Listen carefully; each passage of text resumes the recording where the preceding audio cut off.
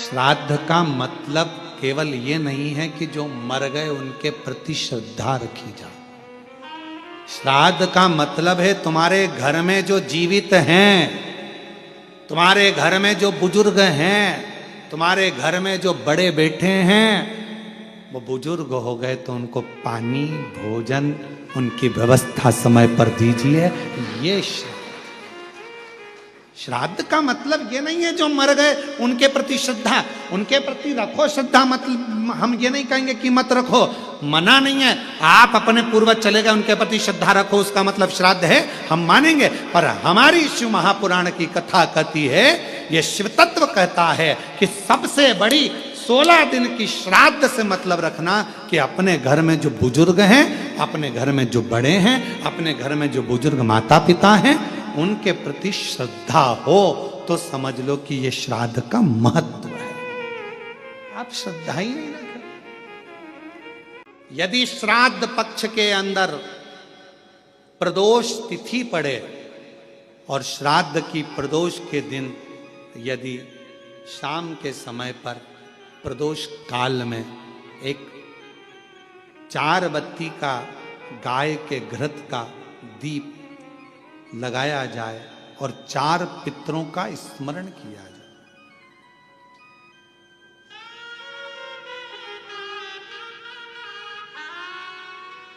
चार पितरों का स्मरण करो। वो 4 बत्ती का दीपक जलाकर पहले अग्नि स्वधा पितर, दूसरे वर्षद पितर, तीसरे आज्ञ पितर और चौथे सोमपति पितर। इन 4 पितरों को नमन करो, प्रणाम करो और वो 4 बत्ती का दीपक या तो पीपल के वृक्ष के नीचे या मेरे शिवालय में जो प्रदोष के दिन अंकित कर देता है, जला देता है, प्रकट कर देता है। जो मन से मांगता है पितृ और शिव उसके भंडार कभी खाली नहीं करता, उसकी झोली भरा आ जाती है।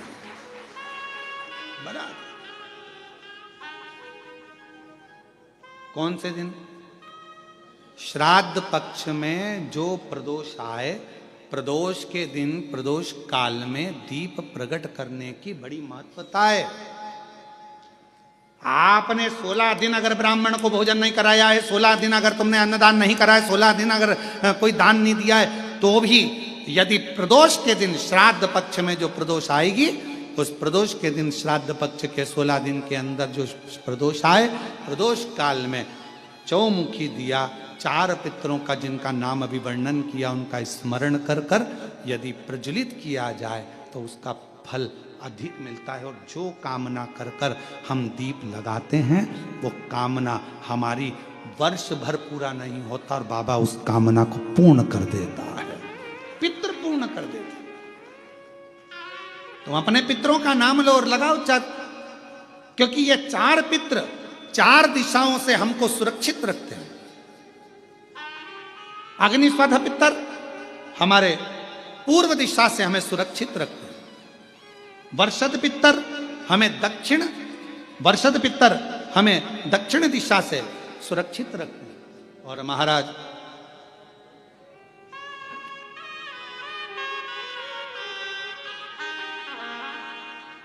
आग्नेय पितर ये हमें पश्चिम दिशा से सुरक्षित रखते हैं और सोमपति पितर ये हमें उत्तर दिशा से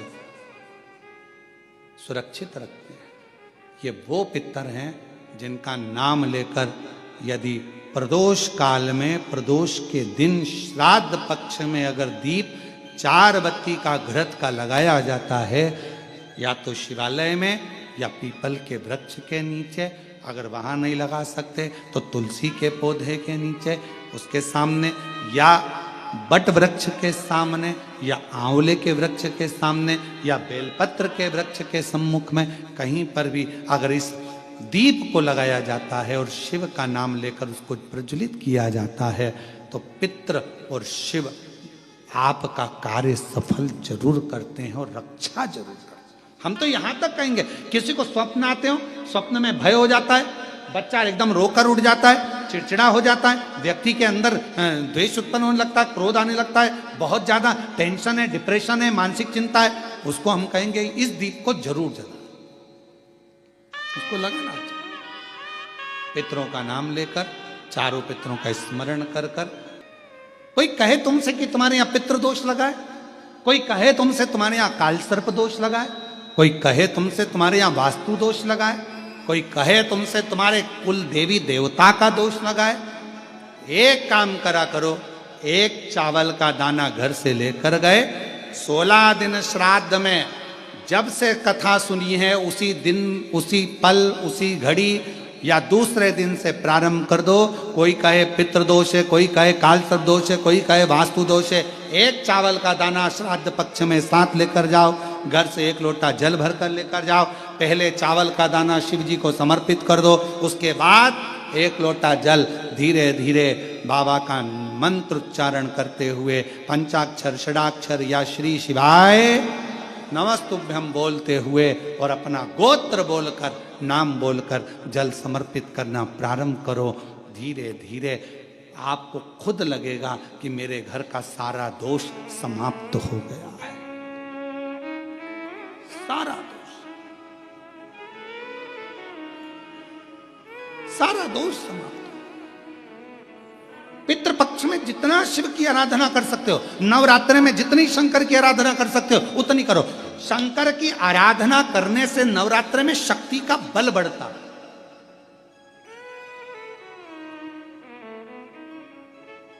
शक्ति का बल क्यों गुरुजी नवरात्रि में शंकर जी की आराधना क्यों करना चाहिए? हमने कहा अगर माता रानी से जो मांगना है तुम्हें, अगर तुमने नवरात्रि में शिव जी की आराधना करिए, शंकर की कथा सुनिए, शंकर की आराधना करिए, शिव स्तुति करिए, शंकर को एक लोटा जल चढ़ाया, मां आद्य शक्ति तुम्हारे पर कृपा करेगी। क्यों? क्योंकि जिस स्थान पर शिवलिंग रखा होता है और जो हस्त कमल है वो मां पार्वती, जगत जननी दुर्गा भवानी है। जब हम जल चढ़ाते हैं मां आद्य शक्ति अम्बा जगदम्बा 64 योगनियों पर वो जल चढ़ जाता है और जगत जननी नवरात्र में प्रसन्न हो जाती है। वो जल की इतनी महत्वता है। आद्य शक्ति को प्रसन्न करना है, नवरात्र में शिव जी को जल चढ़ाओ।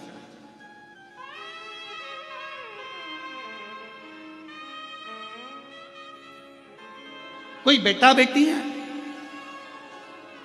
कोई एग्जाम दे रहे हैं, कंपटीशन एग्जाम में बैठ रहे हैं, सर्विस के लिए जा रहे हैं, नौकरी के लिए जा रहे हैं, नौकरी नहीं लग रही है, हम कहेंगे लाल पुष्प की पत्तियों को प्रत्येक किसी भी नवरात्रि के अंदर, नवरात्रि के अंतर्गत 9 दिन का तुम नियम बना लो। जैसे कई माताओं का नियम रहता है, मेरा व्रत है, मैं दूध पर, एक गिलास दूध पर व्रत करूंगी, मैं नंगे पैर चलूंगी, मैं ये व्रत करूंगी, मैं वो व्रत करूंगी। मैं बेटा बेटियों से कहूंगा, नवयुवक बच्चों से कहूंगा, अगर आप कंपटीशन एग्जाम में बैठ रहे हो, अपनी पूरी मेहनत करो, पूरा परिश्रम करो, रात दिन एक करो और लगे रहो।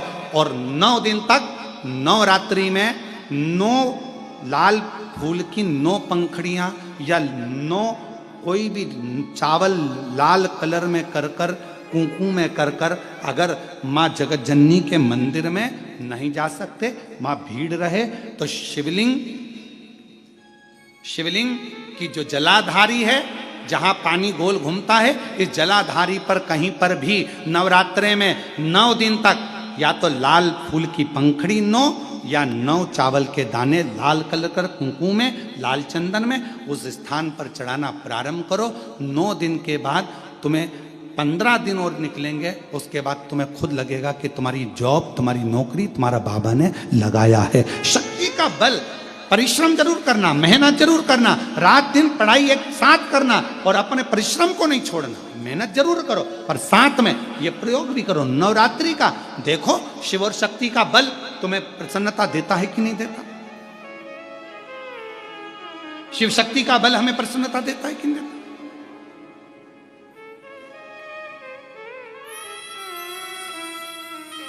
अब कई लोग ऐसे होते हैं, हम नवरात्रि आई है, माता रानी को भज रहे हैं, जगत जननी दुर्गा भवानी को भज रहे हैं, पर शिव जी के मंदिर तक नहीं जा रहे, समय नहीं मिल रहा मंदिर जाने का, क्योंकि माता जी के मंदिर जाते हैं, माता जी को प्रणाम। अरे उस शंकर को पहले भजो, सवेरे उठते से ही पहला 1 लोटा जल शिव को, क्योंकि उसी के माँ जगत जननी हस्तकमल पर जल जाना जरूरी है। शंकर का चढ़ा वो हमें फल प्रदान करे, सुख दे, आनंद का दे। जिस परिवार में, जिस परिवार के अंतर्गत मान लो कोई ना कोई एक बहुत बड़ा दुख आकर टिक गया हो और वो दुख हट ना रहा हो, तो घृष्णेश्वर महादेव का स्मरण कर कर यदि पीपल के वृक्ष के नीचे बस केवल हृदय से घृष्णेश्वर का जप कर कर, घृष्णेश्वर नाम का उच्चारण कर कर, एक 4 बत्ती का दीपक यदि पीपल के वृक्ष के नीचे प्रज्वलित कर दिया जाए प्रदोष के दिन, तो वो भारी से भारी दुख भी केवल 7 दिन के अंदर कट जाता है। 12 ज्योतिर्लिंग में से एक ज्योतिर्लिंग है घृष्णेश्वर महादेव, जो हमारे हृदय में निवास करते हैं। मन की ज्योति है, हृदय की ज्योति है। और हम आप सबके पावन चरणों को नमन करते हैं। बेरुल वालों, आप घृष्णेश्वर बाबा के नजदीक में रहते हो। आप जैसा किस्मत वाला दुनिया में कोई नहीं होगा जिनके पड़ोसी घृष्णेश्वर महादेव। हम आपको नमन करते हैं, आपको प्रणाम करते हैं। और जितने आस्था चैनल पर कथा श्रवण कर रहे हैं, जितने आस्था चैनल पर कथा सुन रहे हैं, जितने बहन भाई, जितनी माताएं, जितनी मेरी जीजियां, जितने मेरे जीजाएं, जितनी मेरी बेटियां बेटा इस घृष्णेश्वर महादेव की पवित्र भूमि से पितृपक्ष में ये शिव महापुराण की कथा को ऑनलाइन श्रवण कर रहे हैं, हम आप सबके चरणों को नमन करते हैं। आप जैसा किस्मत वाला कोई नहीं होगा, क्योंकि यहाँ शास्त्र वर्णन करता है कि 12वां ज्योतिर्लिंग घृष्णेश्वर एक ऐसा ज्योतिर्लिंग है जो जहां जिस जगह पर बैठकर उसको याद करता है, वो 12वां ज्योतिर्लिंग उसको वहीं पर करुणा करना प्रारंभ कर देता है। वो 12वां ज्योतिर्लिंग।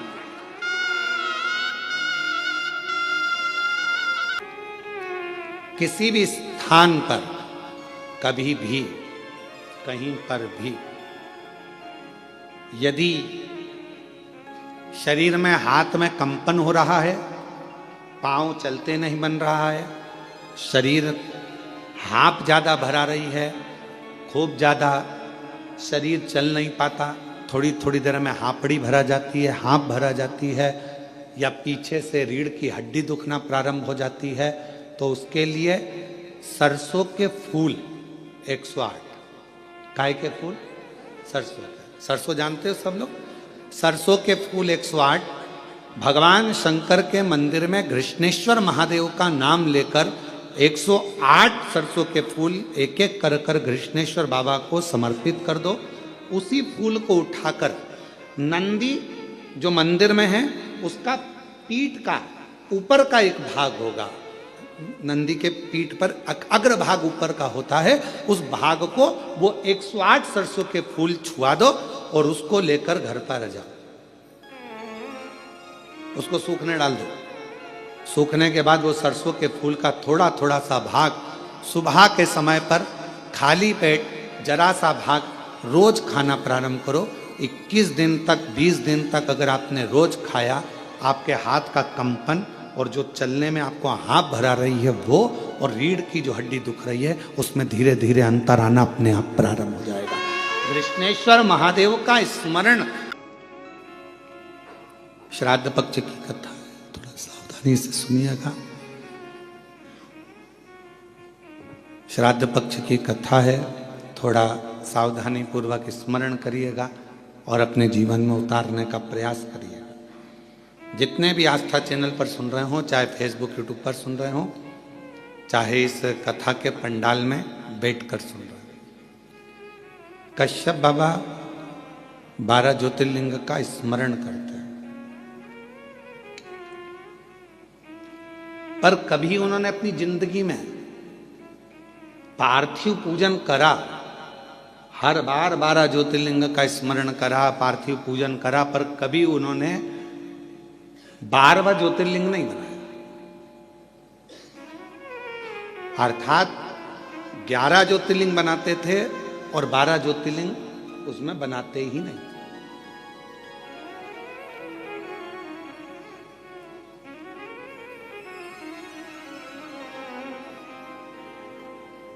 एक दिन देवऋषि नारद निकल कर जा रहे थे, अब आप लोग अगर 12 ज्योतिर्लिंग का पूजन कर रहे हो तो आप लोग कितने ज्योतिर्लिंग बनाओगे? जम के बोलो जरा। 12 बनाओगे ना। पार्थिव पूजन कर रहे हो तो 12 ज्योतिर्लिंग का निर्माण करोगे। पर कश्यप ऋषि 11 ज्योतिर्लिंग का निर्माण करते थे और 12वां ज्योतिर्लिंग नहीं बनाते थे।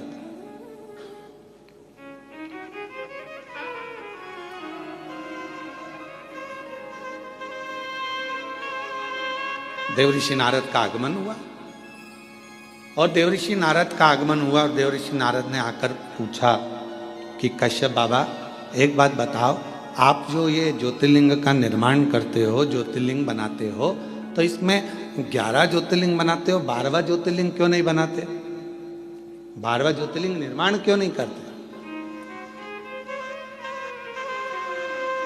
नारद जी पूछ पूछ कर थक गए तो भी आखिरी तक कश्यप ऋषि ने यह नहीं बताया कि 12वां ज्योतिर्लिंग क्यों नहीं बनाते। 11 के पूजन करते, 12वां बनाते ही।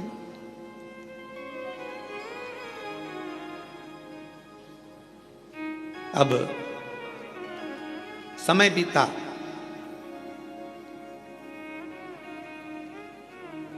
भगवान शंकर के पास में ऐसी सूचना मिल गई कि कश्यप ऋषि 12 ज्योतिर्लिंग का पूजन करते, पर ज्योतिर्लिंग बनाते कितना है? जम के बोलो जरा। 11। और पूजन कितने ज्योतिर्लिंग की कर रहे हैं? अच्छे से बोलो, आवाज नहीं आई। 12। तो जब 11 ज्योतिर्लिंग का आराधना कर रहे हैं, 11 ज्योतिर्लिंग का निर्माण कर रहे हैं, तो 12 ज्योतिर्लिंग का पूजन का फल कैसे मिले?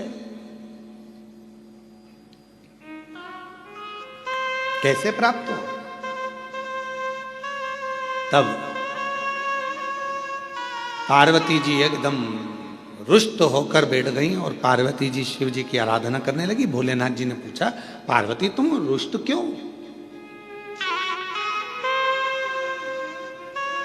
यहां पर एक लाइन बड़ी सुंदर आई है कि पार्वती जी रुष्ट होती हैं तो शिव जी की पूजन करती हैं। हमारा आप सबसे भी यही निवेदन है, अगर मान लो जिस दिन तुमको गुस्सा आए उस दिन तुम महादेव की पूजन करो, उस दिन आप भगवान का आराधना करो।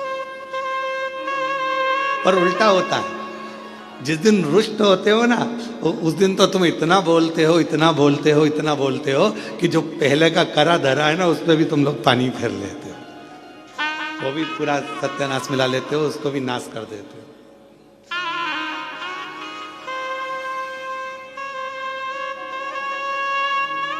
पार्वती जी अगर थोड़ी सी रुष्ट हुई हैं और मां पार्वती जी अगर रुष्ट हुई हैं तो वो शिव जी की आराधना कर रही हैं, शंकर जी की आराधना कर रही हैं।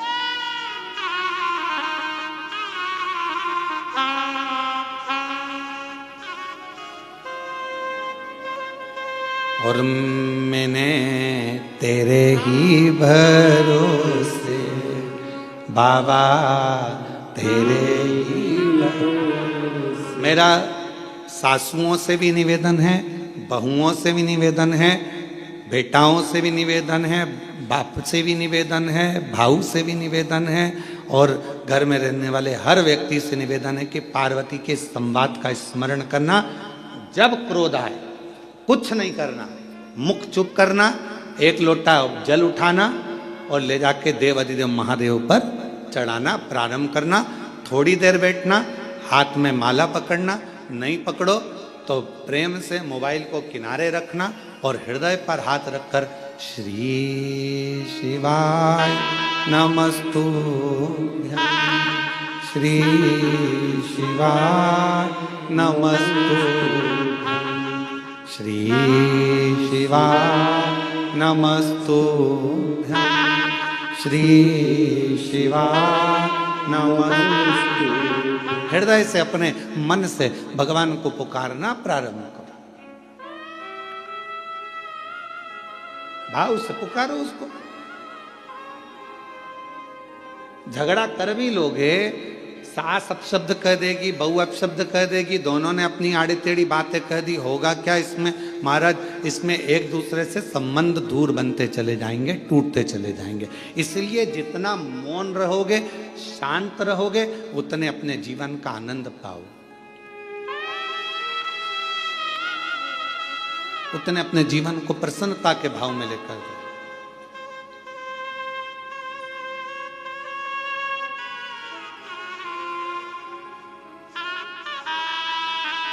रहीमन धागा प्रेम का टूटे गांठ पड़ जाए। प्रेम का धागा जब टूटता है तो उसमें गांठ लग जाती है, और गांठ लग जाती है तो फिर वो गांठ जब भी खुलेगी अर्थात दो हिस्से में ही रहे।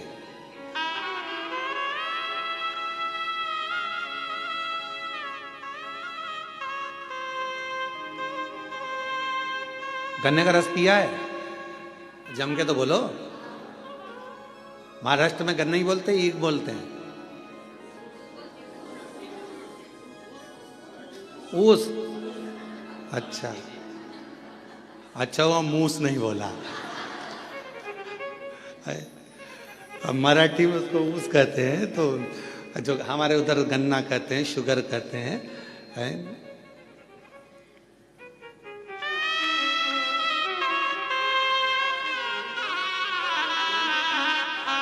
जो गन्ना होता है उस गन्ने में थोड़ा थोड़ा दूर पे एक एक गांठ रहती है।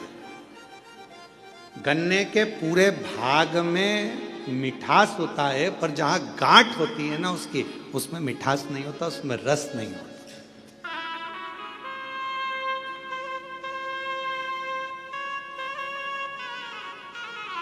पर शिव महापुराण की कथा कहती है गन्ने के ऊस के अंदर पूरे में रस है, पर जहां गांठ है वहां ना रस है ना उसमें मिठास। पर एक बात याद रखो, जब कोई गन्ने के रस में बहुत डूब जाता है ना, तो उसको गांठ में भी रस आना प्रारंभ हो जाता है, और उसमें भी उसको मिठासता नजर आना। और जितने आप बैठे हो और हम भी बैठे हैं, हमने भी बचपन में खूब गन्ना छिल छिल कर खाया, पर जो गठान का छिलका था उसको खाते थे, जब गन्ने के रस में इतने डूब जाते थे कि उस गांठ में भी रस आना चालू हो जाता। और तुमने भी खाया होगा ये पक्का।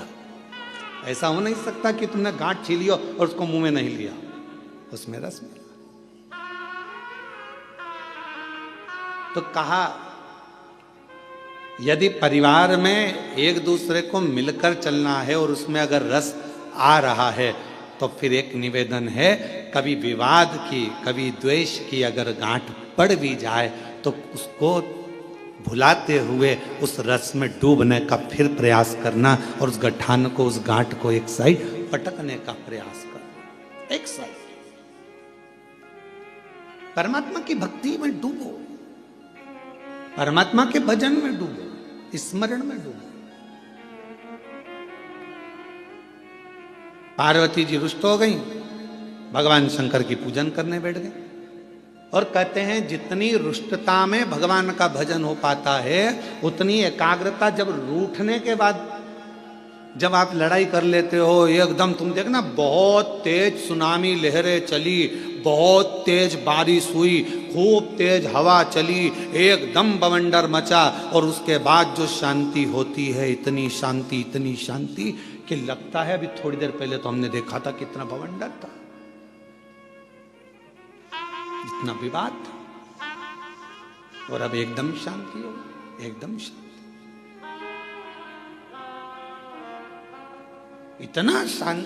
इतना शांत कैसे हो सकता है? तो जब विवाद छिड़ जाए, बहुत क्लेश हो जाए, बहुत अशांति हो जाए घर में, मान लो किसी कारणवश अगर विवाद हो जाए, तो मेरा निवेदन है टूटना नहीं, एक दूसरे से अलग मत जाना, बल्कि साथ रहना। तुम उसको समझना, वो तुम्हें समझेगा, और एक दूसरे से साझा बनाकर ये गन्ने के रस जैसा उसका आनंद लेते हुए आगे बढ़ते चले जाना, उसमें क्लेश ना हो। और मत बुरे कर्म कर बंदे, वरना पछताएगा, भगवान की आंखों से तू बच नहीं पाएगा, तू बच नहीं पाएगा। अरे ओ अज्ञानी मत कर नादानी, अरे ओ अज्ञानी मत कर नादानी। तेरे कर्म का फल भी तू ही पाएगा, जैसा किया तूने तेरे आगे आएगा। मत बुरे कर्म कर बंदे, वरना पछताएगा। भगवान की आंखों से बच नहीं पाएगा, तो बच नहीं पाएगा। आप कर्म करते चलो। आज का व्यक्ति कैसा है? तो कहा आज का व्यक्ति ये सोचता है कि मैं काम कम करूं और फल ज्यादा मिले।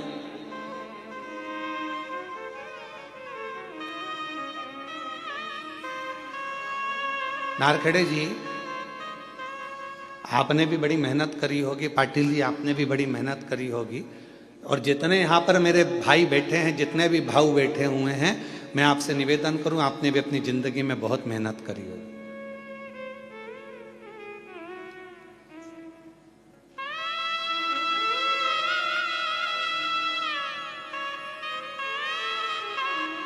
खूब मेहनत करी।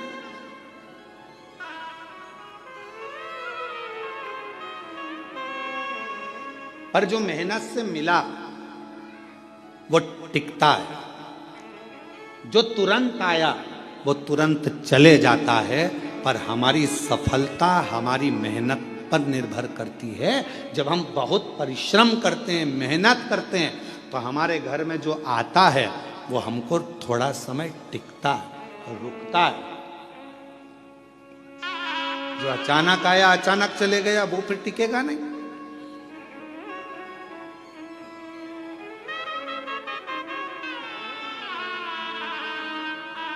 और मेहनत कर कर जो सुख मिलता है ना, वो सुख दूसरा ही है।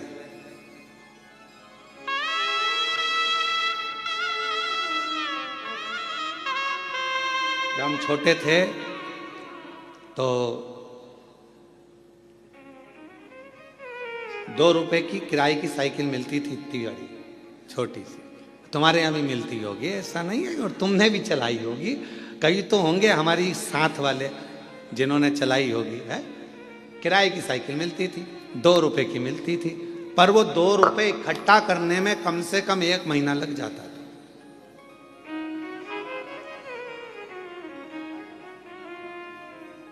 हितेश, तेरे को तो मालूम ही नहीं होगा बेटा। मालूम है क्या तेरे को? अच्छा, ठीक है।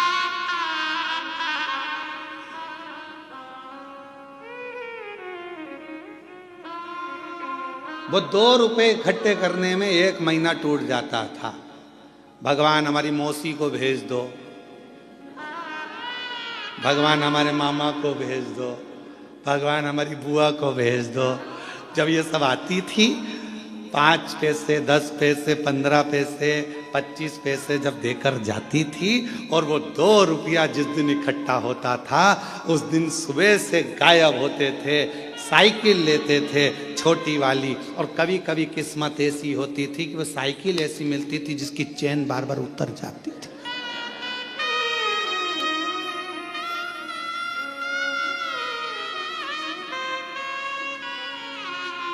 और साइकिल लेके अब बताओ, साइकिल वाले की साइकिल दम अपनी लग रही है, मेहनत अपनी हो रही है, घूम अपन रहे हैं, और सब देख रहे हैं, और यहाँ भगा वहां भगा, हाँप रहे, पर वो टाइम देख रहे, 5 बजे देना है वापिस। 5 बजे ही निकल पहुंचते थे, बिल्कुल लगे लगाए समय पर, एकदम 5 बजने वाला है तब अपन पहुंच के वो साइकिल देकर आते थे। तब तक पूरे थक जाते थे, एकदम चला चला कर वो 2 रुपए पूरे वसूल कर लेते थे। और फिर मम्मी पूछती थी, बेटा वो देकर गई थी 15 पैसे, 10 पैसे, 20 पैसे, 25 पैसे, तो उसकी तो मैं साइकिल चलाया आया, क्या मिला तुझे? तो मम्मी बहुत मजा आया, आनंद आया, खुशी मिली, आनंद मिला। इतनी मेहनत जो करी है ना, तो ये मेहनत कर कर जो सुख मिला है, उसके आगे सब शून्य है, सब शून्य।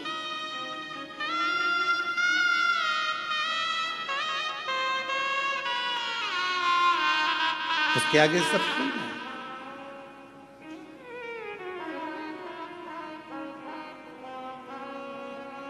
और कभी कभी जो मेहनत के बिना बिना मेहनत के मिल जाता तब वो कहीं ना कहीं गिर जाता था। एक बार हुआ ऐसा हमारे साथ भी, तुम्हारे साथ भी हुआ होगा। नवरात्रे का समय था, नमक चौराहे पर बैठी माता जी हमारे सीहोर में, और नमक चौराहे पर माता जी बैठी, और माता जी बैठी तो वहाँ पर एक स्टेज बना, स्टेज पे साबुन रखा, पाउडर का डब्बा रखा, और नहाने का साबुन, कपड़े धोने का साबुन, सरफ की थैली, और वहाँ ले जाके खड़ा कर दिया। 10 पैसे दो और 10 रिंग फेंको। तुमने भी फेंके होंगे ऐसे गोले गोले रिंग। अब परंतु वह इतने साल हो गए उसमें एक साबुन नहीं आया, और एक दिन साबुन अगर आ गया तो साबुन को खुशी खुशी लेकर जा रहे थे, और मालूम पड़ा कि वो साबुन रखा था जेब में, जेब थी फटी और साबुन पूरा गया गिर।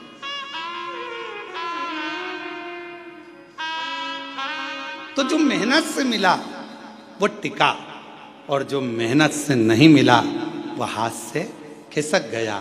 शिव महापुराण की कथा कहती है, कोई तुमसे आकर कह दे कि तुम मेरे पास आकर बैठ जाओ, तुम्हें मेहनत नहीं करना पड़ेगी, दुनिया का सारा धन अपने आप मिल जाएगा, समझ लेना कि बेवकूफ़ बना रहा है और तेरा लेकर चले जाएगा और तुझे चूना लगा देगा। इसलिए निवेदन है, अपना व्यापार, अपनी नौकरी, अपनी सर्विस, अपनी मेहनत पूरी बरकरार रखो और पूरी मेहनत करो। जिस समय आपकी मेहनत प्रबल होगी उस दिन भगवान तुम्हें छप्पर फाड़ कर देना प्रारंभ कर देगा, तुम्हें वैभव देगा, धन देगा, संपदा देगा, सब देगा,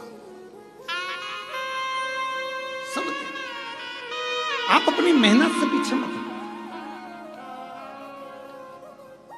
शिव कथा कह रही है, भगवान शंकर का चरित्र कह रहा है, शिव महापुराण का चरित्र कह रहा है, भगवान शंकर की पवित्र कथा कर रही है, शिव तत्व कह रहा है। पार्वती जी बैठ गई तब साधना करने के लिए, शंकर भगवान ने नेत्र खोले और पार्वती से पूछा कि आज तू रुष्ट होकर मेरी पूजन कर रही? हाँ। क्यों? वो कश्यप ऋषि है ना, 12 ज्योतिर्लिंग का पूजन करना चाहिए, तो वो 11 ज्योतिर्लिंग बनाते हैं और पूजन करते हैं और एक ज्योतिर्लिंग छोड़ देते हैं। शंकर भगवान ने कहा, पार्वती नहीं, कश्यप ऋषि कभी ऐसा नहीं करते, वो पूरे 12 ज्योतिर्लिंग का पूजन करते हैं, पूरे 12 ज्योतिर्लिंग।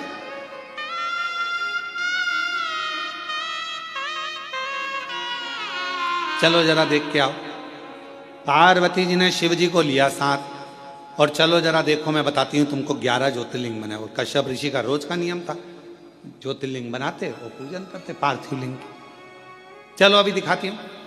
और ले गए, जो सामने देखे तो 11 ज्योतिर्लिंग बने थे। शिव जी को पार्वती जी करेंगे, देखो 1 2 3 4 5 6 7 8 9 10 और 11। अब शंकर भगवान बोले, अभी रुक मैं गिन के बताता हूं, देख 1 2 3 4 5 6 7 8 9 10 11 12। पार्वती जी बोली, क्यों मुझे पागल बना रहे हो प्रभु? अब तुम तो शिव जी हो ना, तो तुम अपने आप को क्यों गिन रहे हो? तो भगवान शंकर बोले, 12 ज्योतिर्लिंग की पूजन कर रहा है। पूछो कश्यप ऋषि से।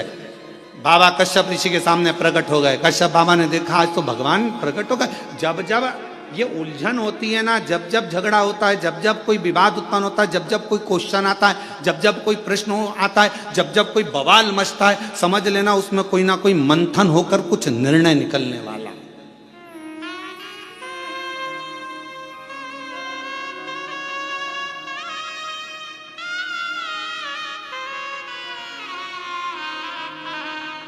जब जब कोई बवाल मचता है, जब जब कोई मंथन होता है तो कुछ ना कुछ निकलता है। समुद्र का मंथन हुआ, अमृत निकला। कुछ ना कुछ मंथन हुआ है तो कुछ ना कुछ निकला है। और पार्वती जी और शिव जी के संवाद में कुछ ना कुछ निकला है। भगवान कश्यप ऋषि प्रसन्न हो गए।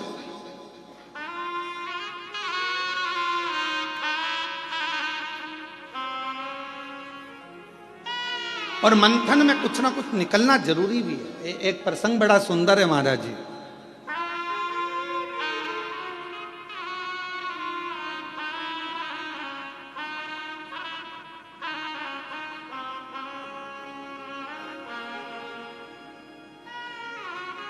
दो संतों का झगड़ा हो गया।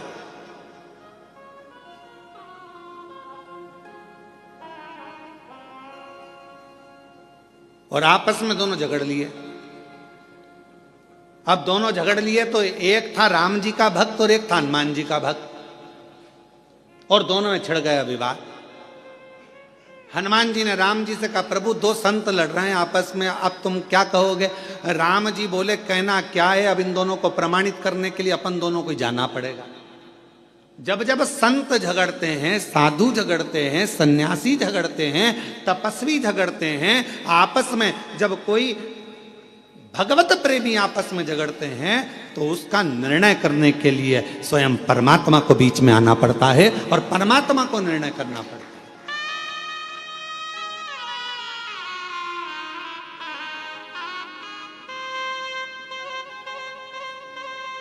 महाराज जी, कई लोग कहते हैं कि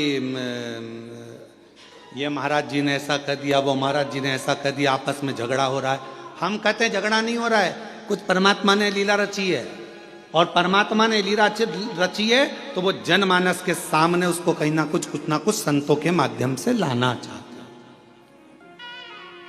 संत कभी झगड़ा नहीं करते, संत कभी एक दूसरे के ऊपर आक्षेप भी नहीं करते। लोग कहते हैं उन्होंने ऐसा बोल दिया, उन्होंने वैसा बोल दिया, उन्होंने ये भाषा का प्रयोग करा, उन्होंने वो भाषा, ना ना ना, उनके बीच में कोई एक परमात्मा की एक शक्ति, मेरे शिव का एक स्वरूप, मेरे राम, मेरे कृष्ण, मेरे शंकर, मेरे भगवान विराजमान है, जो ये निर्णय करना चाहते हैं कि इनके बीच का साझा कैसे।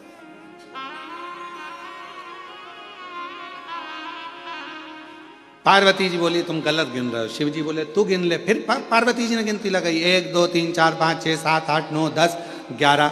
शंकर भगवान से पार्वती जी बोली ये तो 11 है। शिव जी बोले देख मैं वापस गिनता हूं, 1 2 3 4 5 6 7 8 9 10 11 12। फिर पार्वती जी बोली तुमने फिर अपने आप को गिन लिया।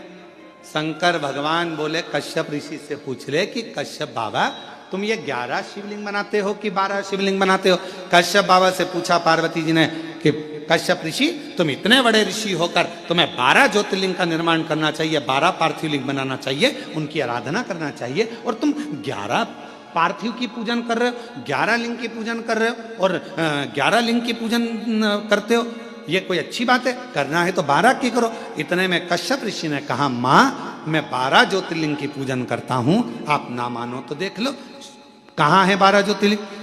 कश्यप जी ने कहा 1 2 3 4 5 6 7 8 9 10 11 और कश्यप जी बोले 12।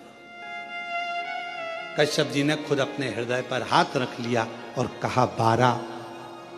कश्यप जी कहते हैं माँ ये 11 ज्योतिर्लिंग तो नजर आते हैं, पर 12वां जो ज्योतिर्लिंग है घृष्णेश्वर महादेव, वो हर व्यक्ति के दिल में नजर आता है।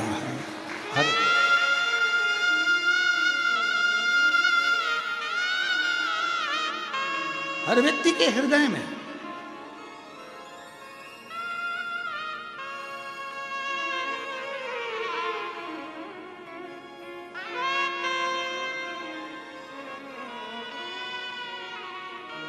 बारहवां ज्योतिर्लिंग एक ऐसा ज्योतिर्लिंग है घृष्णेश्वर महादेव।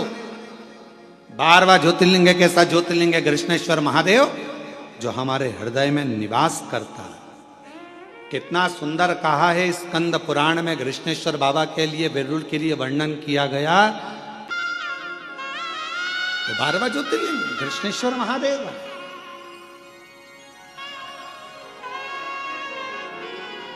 और तेरी कृपा बिना न हिले एक भी अणु, लेते हैं श्वास तेरी कृपा से।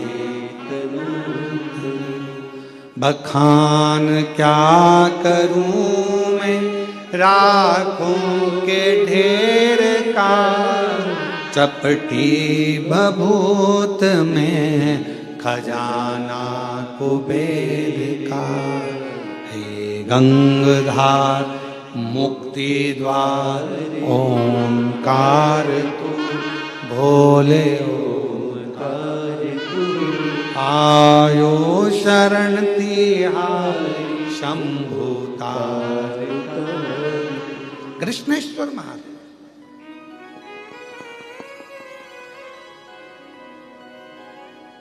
शिव जी का दर्शन हो गया। विवाद किसका छिड़ा था? पार्वती और शंकर भगवान का। और दर्शन किसको हो गया? कश्यप ऋषि। आपको पहले कथा में कहा है, जब कथा हैदराबाद में चल रही थी तो उसमें कहा था कि थोड़ी बहुत पूजन की थाली में कमी रह जाए ना तो प्रसन्न होना। तुम यहां पूजन कर रहे हो और तुम माचिस ढूंढ रहे हो, तुम कपूर ढूंढ रहे हो, तुम कुंकू रोली ढूंढ रहे हो, तुम चंदन ढूंढ रहे हो, तुम्हें लग रहा है कि तुम ढूंढ रहे हो, पर तुमने याद करा, अरे राम मेरी पूजा की थाली में कपूर तो घर पे रह गया।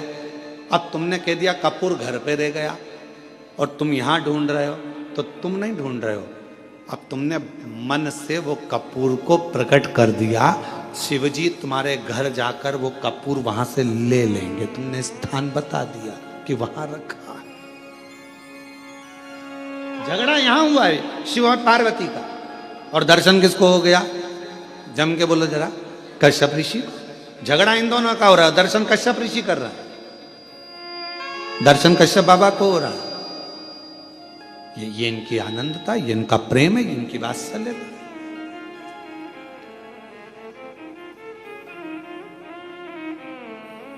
महाराज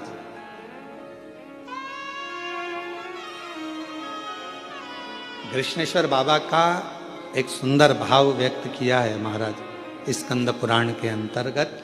भाव से अपन उसको पढ़ें, स्मरण करें। शिव महापुराण में कृष्णेश्वर बाबा की जो कथा का वर्णन किया उसका भी स्मरण करें। कृष्णेश्वर बाबा फिर कहेंगे कश्यप बाबा 11 ज्योतिर्लिंग का निर्माण करते हैं, 12वां ज्योतिर्लिंग नहीं बनाते हैं। क्यों? क्योंकि 12वां ज्योतिर्लिंग कश्यप बाबा कहते हैं ये मेरा दिल, ये मेरा हृदय, ये मेरा चित्त, ये मेरा मन, ये मेरे हृदय की जो एक बिंदु है, यही मेरा 12वां ज्योतिर्लिंग है। शिवजी प्रसन्न हो गए।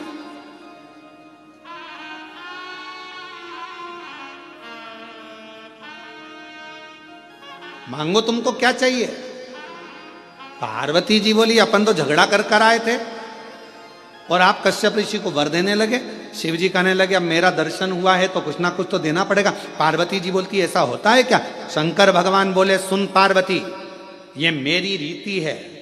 अगर कोई संसार का मनुष्य मेरे दरवाजे पर, मेरे मंदिर में, मेरे देवालय में आकर अगर एक लोटा जल रोज चढ़ाएगा तो मुझे रोज उसको कुछ ना कुछ देना ही पड़ेगा। ये नीति है।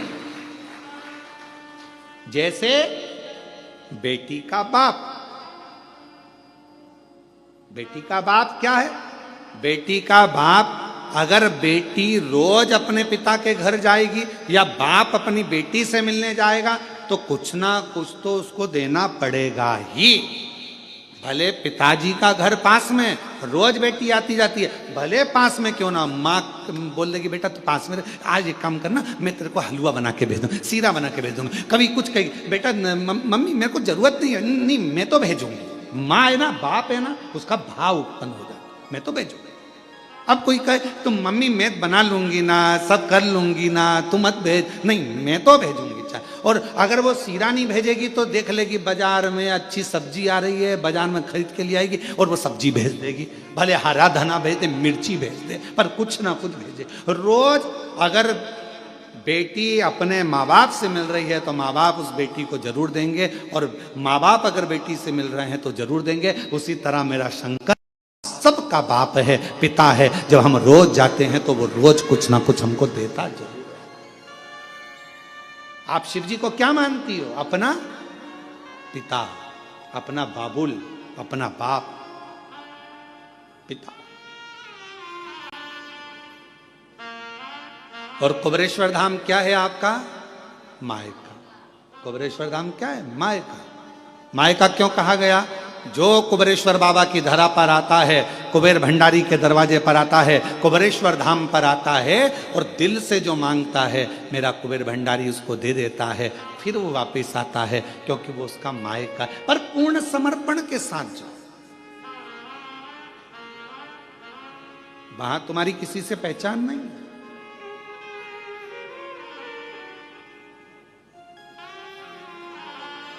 सब कुछ जब भगवान शिव ओगड़दानी त्रिकालदर्शी कैलाशी अविनाशी शंकर जब करुणा कर देते हैं तो हम स्वयं सीना तान कर कश्यप ऋषि मांगो तुम्हें क्या चाहिए। अब कश्यप बाबा ने जैसे पार्वती जी बोली क्यों दे रहे हो, शिव जी बोले तूने झगड़ा करा फल दूसरे को मिला। यही होता है, झगड़ा अपने घर में होता और मजे पड़ोसी लेते। बोलो सही है कि गलत है? झगड़ा तुम्हारा, लड़ कौन रहा है? पति पत्नी। मजा कौन ले रहे हैं? परिवार के लोग, पड़ोस के लोग, रिश्तेदार। अरे वो उनकी बहू और उनकी सास की खूब लड़ाई चल रही है। अच्छा है, अच्छा है, लड़ने दो, अच्छा लड़ने। अरे वो बाप बेटा लड़ रहे हैं, अच्छा है लड़ने दो, अच्छा है लड़ने, दूसरे मजे ले रहे हैं। अब लड़ाई किसकी हुई? शंकर पार्वती जी का विवाद चला और मजे किसके हो गए? कश्यप ऋषि जी के। और कश्यप ऋषि के मजे क्या हुए? कश्यप बाबा से भगवान शिव कह रहे मांग ले। अब कश्यप ऋषि ने मन में सोचा कभी दर्शन नहीं होते, आज हो ही गए तो डट के मांगी लूं। हे प्रभु कृपा करिए, मेरे घर में आप पुत्र बनकर जन्म ले लो। पार्वती जी बोली बताओ, इससे तो अपनी कोई रिश्तेदारी भी नहीं थी, अब तुम इनके घर में जन्म ले लोगे तो मेरा ससुरा हो जाएगा। शिव जी बोले मैंने पहले कहा था झगड़ा मत कर, करेगी तो फायदा दूसरे को होगा, लाभ दूसरे को।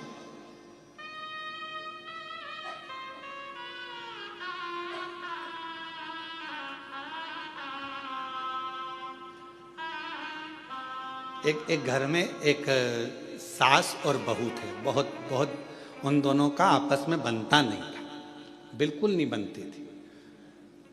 और बनती नहीं तो उनके यहाँ सबसे ज्यादा झगड़ा सास बहू का होता तो फायदा दूसरे का होता। अभी देखो फायदा कैसे होता। एक महाराज भिक्षा मांगने गए, माता भिक्षाम देगी, माता भिक्षाम दे। इतने में बहू आई, बहू ने आकर एक कटोरी आटा दान दे दिया। महाराज निकल के जा रहे थे, इतने में वहीं से उसकी सास आ गई। ए बाबा इधर आ, कहां से मांग के ला रहा है? तुम्हारे ही घर गया था। कौन मिला? बहू। क्या दिया? एक कटोरी आटा। वो कौन होती है देने वाली? चल मेरे साथ चल, मेरे साथ चल। ओ बस एक कटोरी, मेरा घर है, मेरी प्रॉपर्टी है, मेरा मन, चल मेरे साथ। और अंदर गई और 4 कटोरी आटा लाके महाराज को दे दिया। फायदा किसका? दूसरे का। अब एक दिन सास अंदर थी और महाराज आए, माता भिक्षाम देही। सास ने कहा कि रोज रोज आया था, नहीं देना, आज नहीं दूंगी, जा। इतने में वो महाराज चल दिया। सामने से बहू पानी लेकर आ रही थी, हंडा मटके। तो उसने पूछा महाराज जी कहाँ से आ रहे हो? तुम्हारे ही घर से आ रहे हैं। मिल गया? कुछ नहीं मिला, तुम्हारी सास ने कछूरा दिया। कुछ नहीं दिया? चलो मेरे साथ आओ जरा, आओ आओ जरा। वो कौन होती है मना करने वाली? जब मेरा पति कमा रहा है तो मैं दूंगी, चल। और गई अंदर, और अंदर जाके आधा किलो चावल, आधा किलो चने की दाल सब बांध के लिए आई और आटा वाटा सब लाके दे दिया। ले, फायदा किसका? महाराज का। झगड़ा कौन कर रही? सास बहू। और फायदा दूसरे।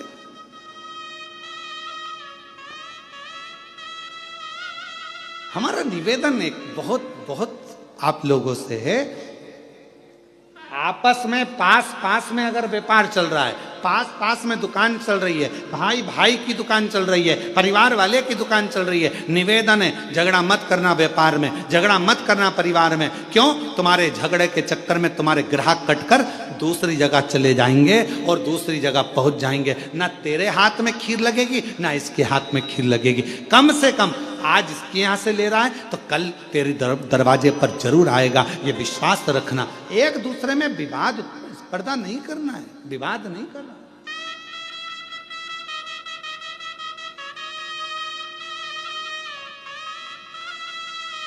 और हम विवाद में पड़े। कश्यप ऋषि ने कहा वर दीजिए, मेरे घर में आप पुत्र बनकर आई। शंकर भगवान बोले कश्यप बाबा, तुमने रोज 11 शिवलिंग का निर्माण करा है और मन को 12वां शिवलिंग माना है। इसलिए मैं तुम्हारे घर में 11 रुद्र के रूप में प्रकट होऊंगा। तुम्हारे यहाँ 11 रुद्र के रूप में मैं आऊंगा। 11 रुद्र अवतार शंकर भगवान के जो 11 रुद्र अवतार हुए वो कश्यप बाबा के यहाँ हुए, सुरभि के।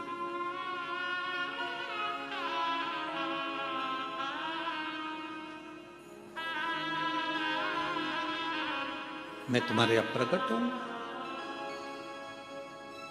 शिव पुराण कहती है, संसार का मनुष्य यदि एक बार भी पार्थिव लिंग का निर्माण कर कर पूजन करता है तो उसको फल बहुत मिलता है। महाराज,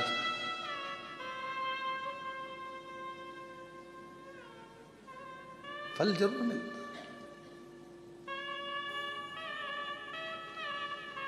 पार्थिव पूजन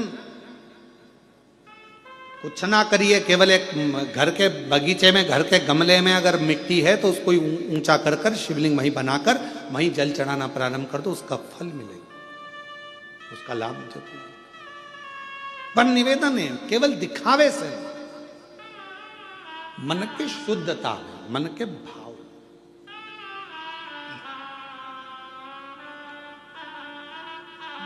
आज का जो मनुष्य है, आज का जो मानव है, भगवान को भाव से रिझा नहीं पाता, हृदय से रिझा नहीं पाता।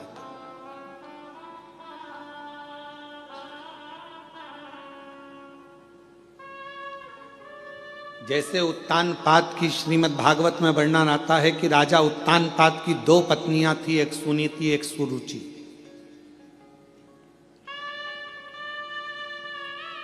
एक नीति का पथ दर्शाती है और दूसरी रुचि का पथ दर्शाती है। राजा की पहली पत्नी थी सुनीति, दूसरी पत्नी सुरुचि। एक नीति को दर्शा रही है, एक रुचि को दर्शा रही है। उसी तरह हमारे 2 मन है, हमारी 2 आकांक्षाएं, हमारी 2 इच्छाएं, हमारे 2 विचार हैं। एक मन कहता है भगवान के भजन में जाओ, दूसरा मन कहता है कि अभी थोड़ी देर से चाय पीने के बाद जाओ।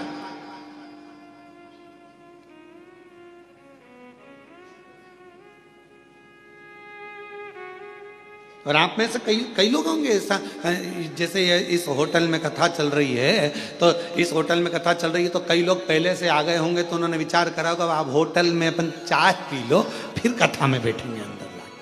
पहले एक बार की चाय पी हुआ के फिर अपन कथा में चले।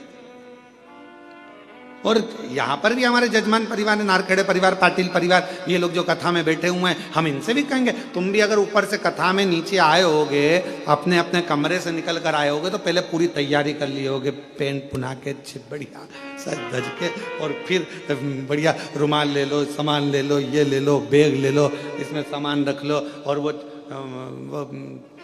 छोटी सी वो बच्ची, वो हितेश की, पल्लवी की, वो नाटक करेगी तो उसका भी खाने पीने का सामान झोले में डाल सब ले लुआ के और अपना सामान लेकर तुम यहाँ चले और बैठ गए कथा में। अब क्यों? क्योंकि तुम्हें मालूम है ये कुछ मांगेगी तो मैं निकाल के देती जाऊंगी, फिर कुछ मांगेगी तो फिर निकाल के देती जाऊंगी, फिर कुछ मांगेगी तो निकाल के देती, और ज्यादा ही कुछ मांगेगी तो दब दपड़ी दो।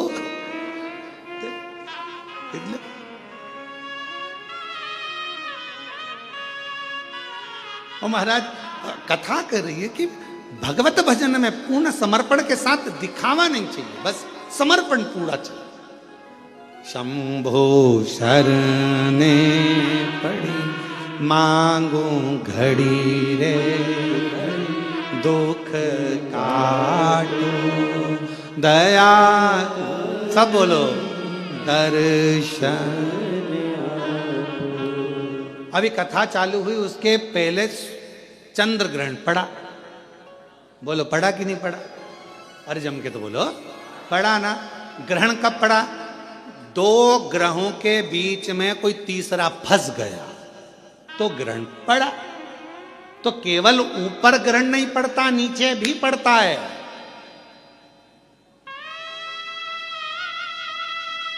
पति पत्नी के बीच में कोई तीसरा फंसने लगे तो समझ लो ग्रहण लगने वाला है। भाई भाई के बीच में कोई तीसरा फंसने लगे तो समझ लो ग्रहण लगने वाला है। रिश्ते नातों के बीच में कोई तीसरा फंसने लगे तो समझ लो ग्रहण लगने वाला है। संबंधों में भी ग्रहण लगता है। ऐसा नहीं कि ग्रहण केवल ग्रहों का लगता है, संबंधों में भी ग्रहण लगता है। आप आपस में अच्छे से रह रहे हो, दोनों बढ़िया रह रहे हो, व्यवहारिकता अच्छी है, दोनों का काम धाम अच्छा है, तुम अपना काम कर रहे हो, वो अपना काम कर रहे हो, और बीच में मालूम पड़े किसी ने आकर अड़चन उत्पन्न करना प्रारंभ कर दिया, किसी ने बीच में टांग अड़ाना प्रारंभ कर दिया, समझ लो तुम्हारी रिश्तेदारी में, तुम्हारे संबंधों में, तुम्हारे स्नेह में, तुम्हारे प्यार में ग्रहण पड़ने वाला है। और वो ग्रहण तुम्हारे परिवार, जैसे ग्रहण लगता है तो सब बंद हो जाता है, मंदिर के द्वार भी बंद हो जाते हैं, लोगों को नहाना पड़ जाता है। आखिरी में यही होता है कि जब दो प्रेम के बीच में, स्नेह के बीच में, रिश्ते के बीच में जब कोई तीसरा ग्रहण लगाने वाला आ जाता है तो एक ना एक दिन फिर वो ग्रहण सब कुछ समाप्त कर देता है। फिर आखिरी में तो स्नान ही रह जाता है, स्नान ही रह। क्यों घुसने दो बीच में, क्यों प्रवेश करने दो बीच में उसको? कोई आए सिखाने के लिए नहीं, भैया मेरी सास अच्छी है, हम बहू हैं, बहू अच्छी, मेरा परिवार अच्छा, मेरे बेटे अच्छे, मेरी बहू अच्छी, मेरा बेटा अच्छा, मेरे रिश्तेदार अच्छे, मेरे नातेदार अच्छे, सब अच्छे, बुरा कोई नहीं है संसार में। बुरा थोड़ी सी देर का समय होता है, जो ये निकल जाता है, फिर वापस घड़ी अच्छी आ जाती है। समय का इंतजार थोड़ा करो और समझ से जियो। समय और समझ, परमात्मा ये दोनों चीज देता है। समय पर अगर समझ आ गई तो तुम्हारी जिंदगी बन गई, और अगर समझ आई और समय निकल गया तो वो जिंदगी बेकार हो गई। समय पर समझ आना चाहिए तो जीवन ठीक है।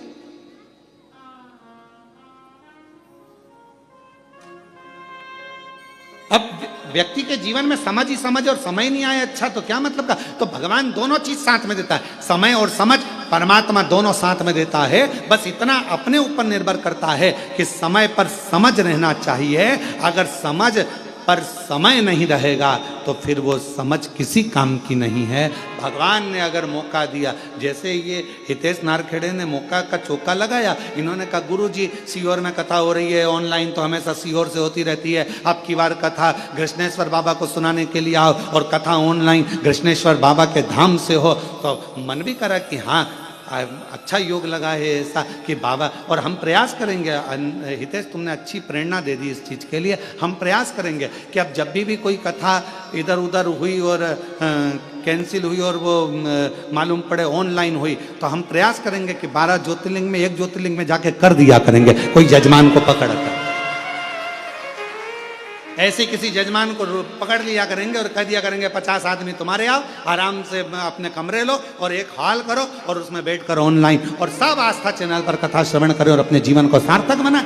ऐसा अच्छी प्रेरणा दी है आपने, है? बहुत अच्छी बात। 12 ज्योतिर्लिंग के ज्योतिर्लिंग हो जाएंगे और कथा का आनंद हो जाए। अब यहाँ जितनी बैठी है ना, सब तैयारी में लग गई है। महाराज अब ना छोड़ेंगे, अब रुको तुम, अगला हम पकड़ते तुमको त्रंबक आंदो ऑनलाइन।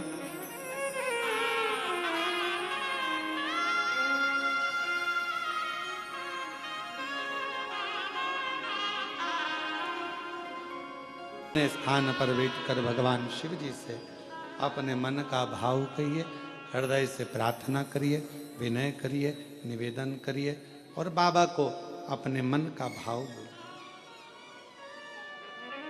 हृदय से प्रार्थना करिए।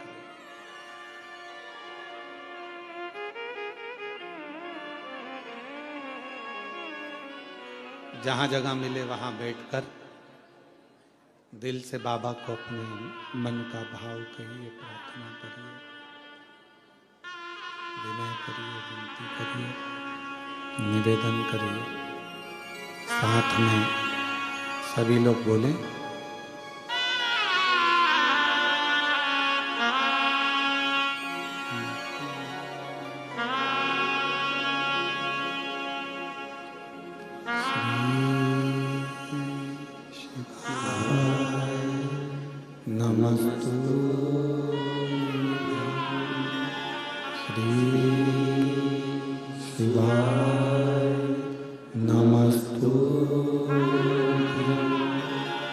श्री शिवाय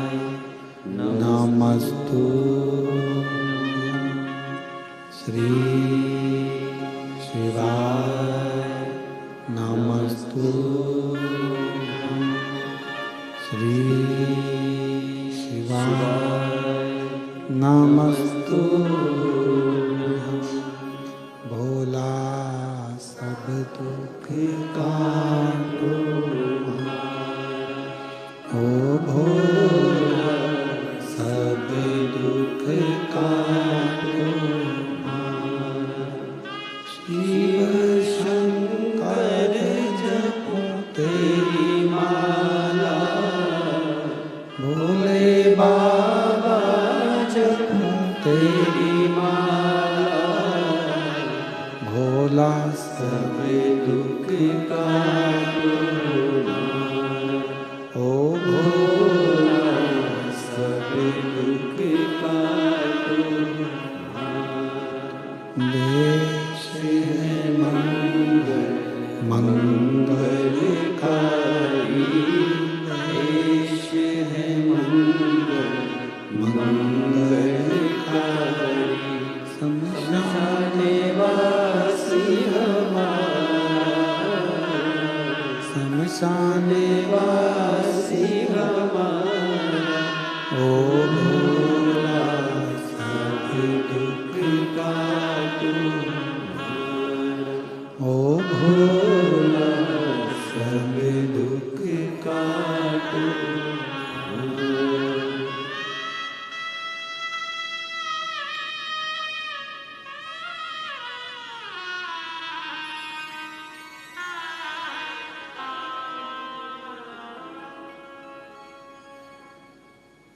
बाबा देवादिदेव महादेव भगवान शिव गर्दानी त्रिकालदर्शी कैलाशी विनाशी भगवान शंकर का पवित्र चरित्र कह रहा है। शिव महापुराण की कथा वर्णन कर रही है, भगवान का पवित्र चरित्र कह रहा है। भगवान देवादिदेव महादेव का पवित्र चरित्र वर्णन कर रहा है। शिव तत्व कह रहा है।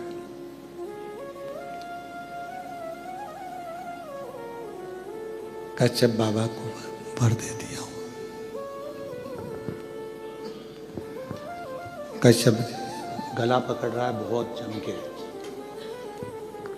कश्यप ऋषि को वर दे दिया। 11 रुद्र के रूप में भगवान देवादिदेव महादेव भगवान शंकर प्रकट होंगे घर के अंदर। 11 रुद्र के रूप में भगवान शिव प्रकट हो जाएंगे। ये वर स्वयं भगवान शंकर ने कश्यप ऋषि को दिया है, कश्यप बाबा को दिया है। कथा कहती है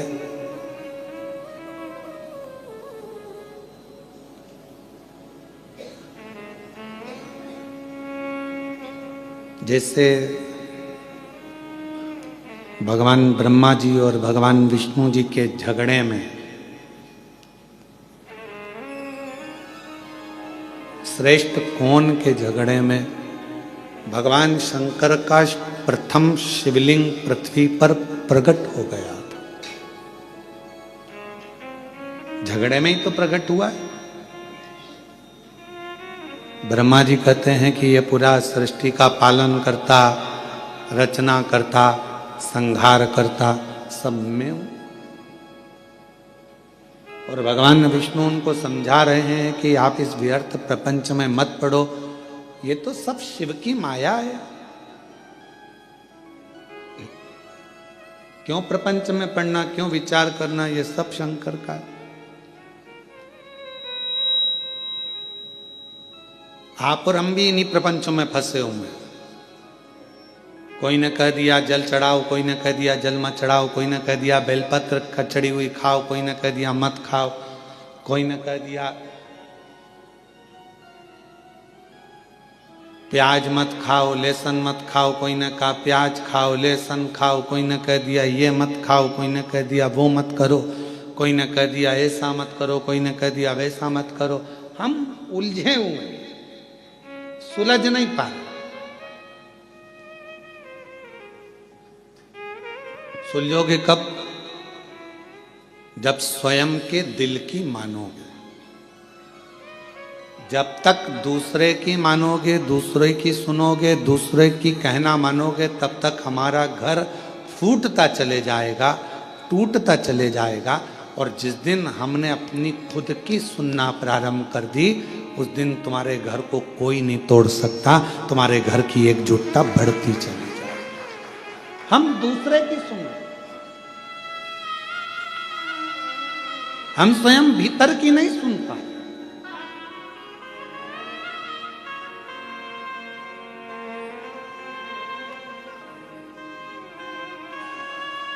कल एक किसी छत्तीसगढ़ की एक बहन जी ने एक प्रश्न सीहोर में लिखकर भेजा कि गुरुजी से पूछना, अगर वो कथा सुन रही होंगी तो श्रवण करें, कि गुरुजी से ये पूछिएगा कि क्या हमारे पूर्वज, हमारे पितर जो चले जाते हैं, क्या वो भी आकर हमारे घर के दरवाजे पर श्राद्ध पक्ष में खड़े होकर हमसे कुछ मांगते? क्यों नहीं मांगते?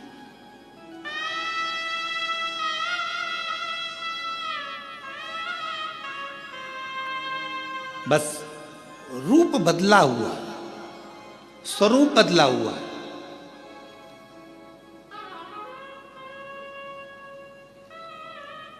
एक कथा यदि आप लोगों ने सुनी होगी भगवान कृष्ण की।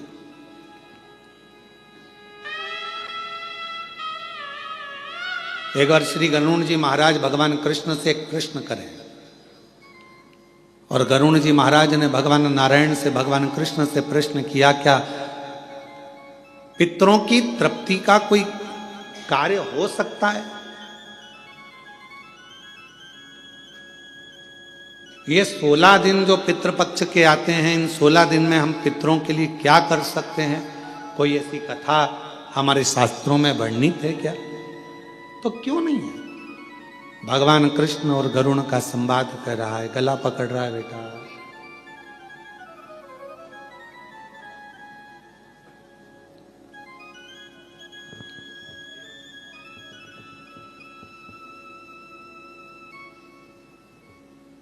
भगवान कृष्ण और गरुण का संवाद कहता है, भगवान कृष्ण और गरुण का संवाद वर्णन कर रहा है, कह रहा है, क्या ऐसा कोई चरित्र हमारे जीवन में होता है? भगवान मालिक है उनका, श्री शिवाय नमस्तुभ्यम। क्या कोई चरित्र ऐसा है जो हमारे जीवन को श्रेष्ठतम दे, आनंद दे?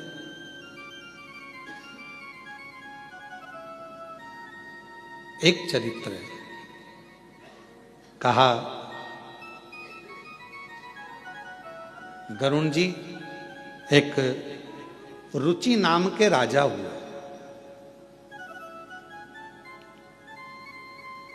जिन्होंने अपने गुरु की शरणागति ग्रहण कर कर गुरु की बस ठीक है, रुक जाओ। गुरु की शरणागति ग्रहण करी, और गुरु की शरणागति ग्रहण कर कर उन्होंने अपना घर परिवार सब छोड़कर एक समय भोजन ग्रहण करना और भगवान का भजन करना, सब कुछ छोड़ दिया। वन में निवास कर रहे हैं, वन में घूम रहे हैं, वन में निवास कर रहे हैं, वन में भ्रमण कर। एक बात अपने अंदर उतार कर रखना मेरी बहनों, मेरी जीजियों, मेरे जीजाओं, मेरी बेटियों बेटाओं, अगर तुम्हारा मन करे कि मुझे घर छोड़ना है, परिवार छोड़ना है, तो तब छोड़ना जब भगवान तुम्हारा हाथ पकड़ ले। किसी दूसरे के चक्कर में तुम अपना घर मत छोड़ना, अपना परिवार मत छोड़ना। भगवान के यदि तुम हो जाओ, परमात्मा के यदि तुम हो जाओ, तो छूटे तो अच्छी बात, और किसी दूसरे के चक्कर में अगर घर छोड़ रहे हो तो वो श्रेष्ठता नहीं है तुम्हारी। वो फिर तुम्हारी श्रेष्ठता नहीं।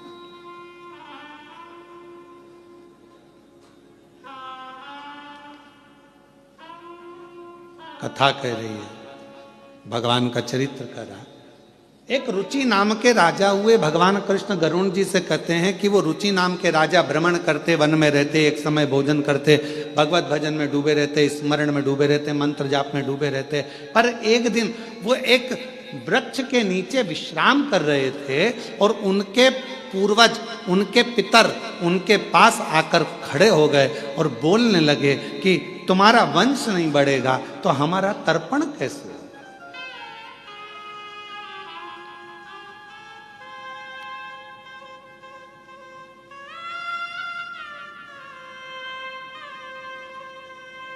तर्पण मालूम है ना सबको, जल देना। हमारा तर्पण कैसे होगा? कभी कभी मन में आता है, एक प्रश्न खड़ा हो जाता है कि कई लोग कहते हैं गुरुजी ये तर्पण क्यों दिया जाता है, पितरों को पानी क्यों दिया जाता है, ये पितरों को जल क्यों दिया जाता है, अस्थियों को जल में क्यों डाला जाता है। कई बार एक मन में भाव उत्पन्न हो जाता है कि व्यक्ति अपनी जिंदगी में तृप्त होकर नहीं गया, उसकी तृप्ति नहीं, वो जिंदगी भर प्यासा ही रहा। प्यासे से मतलब क्या है? मेरे को अभी ये और करना है, मन में तमन्ना, मुझे अभी ये और करना है, मन में तमन्ना, मुझे अभी ये करना है, और तमन्ना। एक काम पूरा होता नहीं है, दूसरे काम की तमन्ना बढ़ जाती है, दूसरा काम पूरा होता नहीं है, तीसरे काम की तमन्ना बढ़ जाती है, तीसरा काम पूरा होता नहीं है, मुझे ये काम करना है, मुझे वो काम करना है। अभी कुछ दिन पहले पापड़ बना के रखे थे, फिर मन में आ गया कि अब बड़ी बना लूं। बड़ी बनकर तैयार हुई तो सोचा मैं अब कुल्लाई बना लूं, चावल की कुल्लाई बना के बैठ गई। कई बार बहुएं भी कह देती मम्मी क्या रोज का रोज फैलारा लगा के रखा है, बाजार जाएंगे खरीद के ले आएंगे, खा लेना, क्या रोज का कभी पापड़ बनाना, कभी कुल्लाई बनाना, कभी ये बनाना, कभी वो बनाना, और कभी मतलब कुछ ना। और ऐसी घर के पुरुष हैं, मैंने अभी ये वाला माल खरीदा है, ये वाली दुकान बनाई, ये शोरूम बनाया, वो शोरूम बनाया, अभी ये वाला शोरूम और बनाना रह गया, ऐसा करूंगा, वैसा करूंगा, ये करूंगी, वो करूंगा। महाराज ये प्यास व्यक्ति की जिंदगी की कभी नहीं बुझती, कभी नहीं बुझी, और अंत में वो व्यक्ति चला गया। इसीलिए मेरा तो हमारा ये अंदर का मन कहता है, इसीलिए व्यक्ति को कहना पड़ता है कि इसको तृप्त नहीं हुआ, ये तृप्ति धारण नहीं कर पाया। तृप्त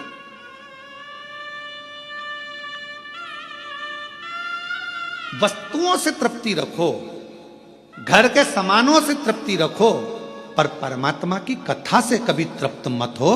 परमात्मा की कथा में तो और प्यास बढ़ना चाहिए, और मिले और मिले और मिले और मिले, और प्रारंभ हो, और सुनने को मिले। ये प्यास परमात्मा क्यों? क्योंकि अगर परमात्मा के भजन की, परमात्मा की कथा की, शिव नाम की, मंदिर जाने की, दर्शन करने की, कुबेरेश्वर धाम जाने की जब प्यास अंदर बढ़ेगी तो ये याद रखना, ये परमात्मा को मिलन की जो प्यास बढ़ती है वो परमात्मा को हमारे करीब में लेकर आ जाती है। और एक दिन मेरा काल अधिपति महाकाल तुम्हारा हो जाता है और तुम काल अधिपति महाकाल की बेटी हो जाती है। ये अगर प्यास बढ़ रही है तो ये परमात्मा से मिलन की। राजा रुचि, हमारे को तृप्ति नहीं मिली, तुम्हारा वंश नहीं बढ़ रहा है, तुम्हारा वंश बढ़ना चाहिए। राजा रुचि तुम्हें विवाह करना पड़ेगा। राजा रुचि ने कहा मैंने सन्यास व्रत धारण कर लिया है, मैं वानप्रस्थी हो गया हूं, मैंने घर छोड़ दिया है, परिवार छोड़ दिया है, सबसे बड़ा है वानप्रस्थी, मैं नहीं करूंगा विवाह। पितरों ने समझाया, पितरों ने कहा तुम्हें विवाह करना पड़ेगा, समझा। तब राजा रुचि ने मन में विचार करा, यदि पितर बोल रहे हैं और ये भटक रहे हैं तो मुझे विवाह करना जरूरी है। वचन दो तुम विवाह करोगे। राजा रुचि ने वचन दे दिया, मैं तुम्हारी तृप्ति के लिए, पितरों के मोक्ष के लिए मैं विवाह करूंगा। अब विचार करा कि विवाह करूंगा पर मैं तो हो गया बूढ़ा, कन्या कहां मिलेगी मुझको मेरी उम्र की। पितर चले गए, पितर गए और ये भटक रहा है विवाह के लिए, यहाँ वहाँ सब दूर गया, कहीं लड़की नहीं मिली, कन्या नहीं मिली। आखिरी में ये तप करने के लिए बैठ गया। ब्रह्मा और भगवान विष्णु का तप करने लगा।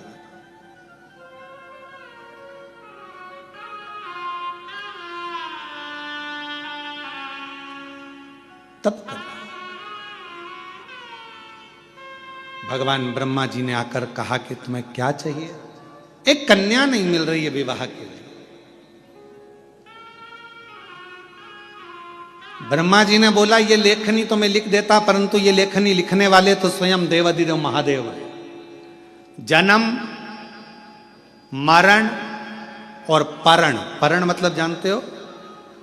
विवाह। तीन की लेखनी कौन लिखते हैं? जम के बोलो जरा। देवाधिदेव महादेव। इन तीन की लेखनी लिखना मेरे शिव के हाथ में। अब राजा रुचि ने फिर तप किया भगवान विष्णु का। भगवान विष्णु आए। भगवान ने कहा क्या चाहिए मांगो। कहा प्रभु मेरे लिए कन्या ढूंढना है और मेरा विवाह करना है। भगवान नारायण बोले जन्म, मरण और परण, तीन तो शिव लिखते हैं, हम नहीं दे सकते। शंकर भगवान का तप किया। श्री शिवाय नमस्तुभ्यं, श्री शिवाय नमस्तुभ्यं, श्री शिवाय नमस्तुभ्यं, श्री शिवाय नमस्तुभ्यं। जो तप किया रुचि ने, और राजा रुचि जैसे ही तप करने लगे भगवान शंकर प्रसन्न हो गए। शिव जी आए और उन्होंने आकर तुरंत कहा राजा रुचि मैं तुझे विवाह का वर दे दूं, कन्या भी दे दूं, पर अभी तेरा ग्रह नहीं बन पाया। राजन, जब तक पितृ कृपा ना करें तब तक तुझे विवाह का योग नहीं बन सकता। शिव आप तो सब कर सकते हैं ना, शंकर भगवान आप तो सब कर सकते हैं। राजन, जिस समय पर तेरे बुजुर्गों को जल की जरूरत थी तूने उनको जल नहीं दिया। फिर निवेदन है आप सबसे, कभी प्यासे को पानी पिलाया नहीं, बाद अमृत पिलाने से क्या फायदा। कभी गिरते हुए को उठाया नहीं, बाद आंसू बहाने से क्या फायदा। मैं तो मंदिर गया पूजा करते हुए गया न गया। कभी माँ बाप की सेवा की ही नहीं, केवल पूजा रचाने से क्या फायदा। कभी प्यासे को पानी पिलाया नहीं, बात अमृत पिलाने से क्या फायदा। कौन सा फायदा, क्या फायदा। पंडित जी खीर ले ना, आज हमारे दादाजी की श्राद्ध है। पंडित जी गुलाब जामुन ले ना, आज हमारे दादाजी की श्राद्ध है। और पलंग पर बूढ़ा बाप बहुत देर से इंतजार कर रहा है। बहू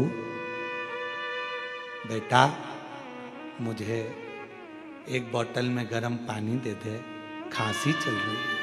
पापा दिख नहीं रहा अभी, यार पंडित जी खाना खा रहे, श्राद्ध है आज दादाजी की, पहले इनका काम कर दूं फिर तुम्हारा करूंगा। मैं तो मंदिर गई पूजा आरती की, पूजा करते हुए ख्याल कभी माँ बाप की सेवा की नहीं, फिर पूजा इससे क्या फायदा। अब फायदा क्या है, लाभ क्या क्या?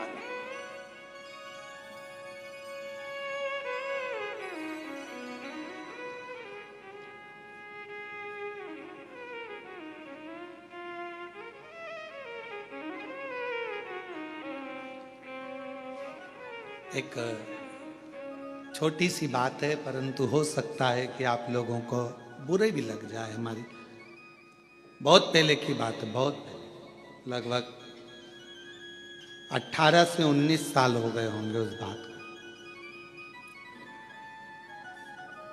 श्राद्ध पक्ष चल रहा था और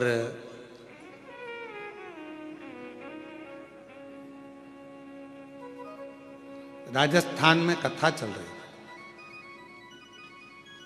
जिन जजमान के यहाँ कथा थी, उन्होंने उनके एक कोई लड़की थी और वो कुंवारी अवस्था में, वो बिटिया लगभग 12th में थी और वो चली गई थी। उसके निमित्त का उस दिन उसका श्राद्ध था।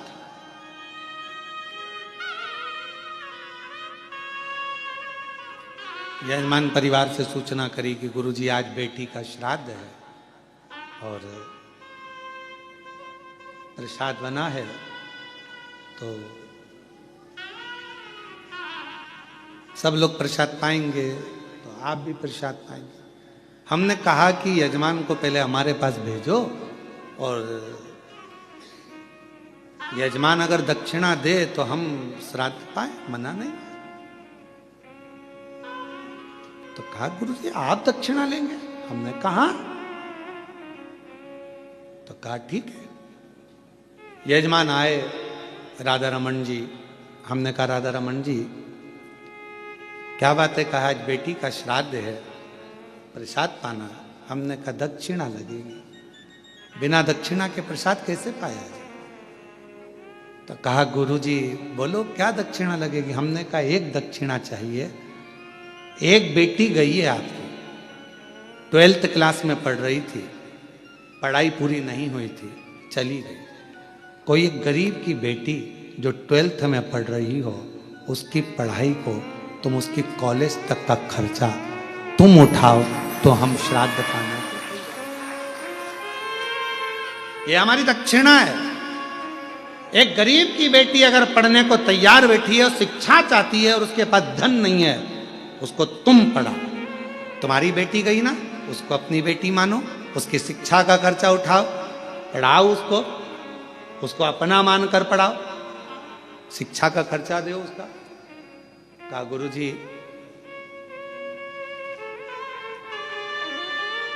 आंख में आंसू थे राधा रमन जी के, और कहने लगे आज लगा कि मैंने बेटी का सही श्राद्ध किया है। आज लगा मैंने बेटी का सही श्राद्ध किया। मेरी बेटी गई, मैंने दूसरे की बेटी को पढ़ाऊंगा, उसका कॉलेज तक विद्या अध्ययन कराऊंगा, और अगर मुझे भगवान ने उस लायक बनाया तो एक दिन उस बेटी का कन्यादान भी मैं अपने हाथों से कर दूंगा। इसको कहते हैं कि तुमने अपनी बेटी की जगह बेटी को संभाला। केवल एक ब्राह्मण को भोजन करा देना, श्राद्ध का भाग निकाल देना, यह मूल नहीं है।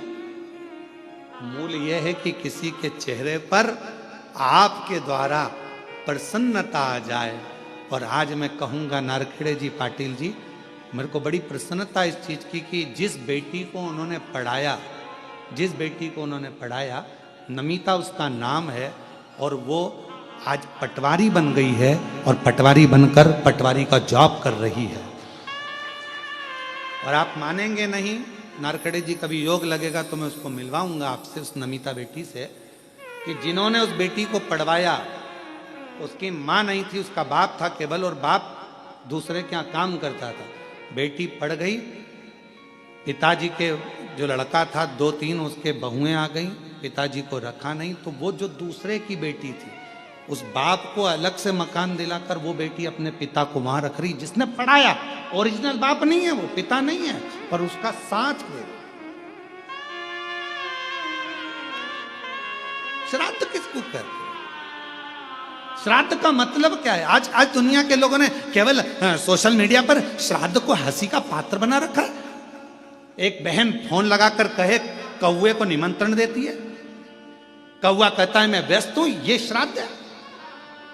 हमारे सनातन धर्म की हंसी उड़ाने के लिए श्राद्ध है? पंडित को खाना खाते हुए दिखाया जाता है, बहुत पेट वाला हंसता हुआ, क्या ये सोशल मीडिया पर श्राद्ध का परिचय? कौवों की टीम बैठी हुई है छत के ऊपर और उसको दिखा रहे कि ये श्राद्ध है। ये हमारा सनातन धर्म की हंसी है, इसको हम श्राद्ध नहीं कह सकते। श्राद्ध का मतलब है अपने घर में जो बुजुर्ग हैं, अपने घर में जो बैठे हैं, उनको दिल से आदर कर लो, सम्मान कर लो, तो ऊपर बैठे हुए बुजुर्ग स्वयं आशीर्वाद देना प्रारंभ कर देंगे, वर देना प्रारंभ कर देंगे। श्राद्ध का मूल ही है। और अगर कोई हमको श्राद्ध में अगर बुला रहा है प्रसाद खाने के लिए, तो हमारी दक्षिणा याद रखना, हमारी दक्षिणा याद रखो कि हमारी दक्षिणा क्या है। वैसे भी दक्षिणा के मामले में हम बड़े प्रसिद्ध हैं, सोशल मीडिया पर हमारी दक्षिणा बहुत चलती है।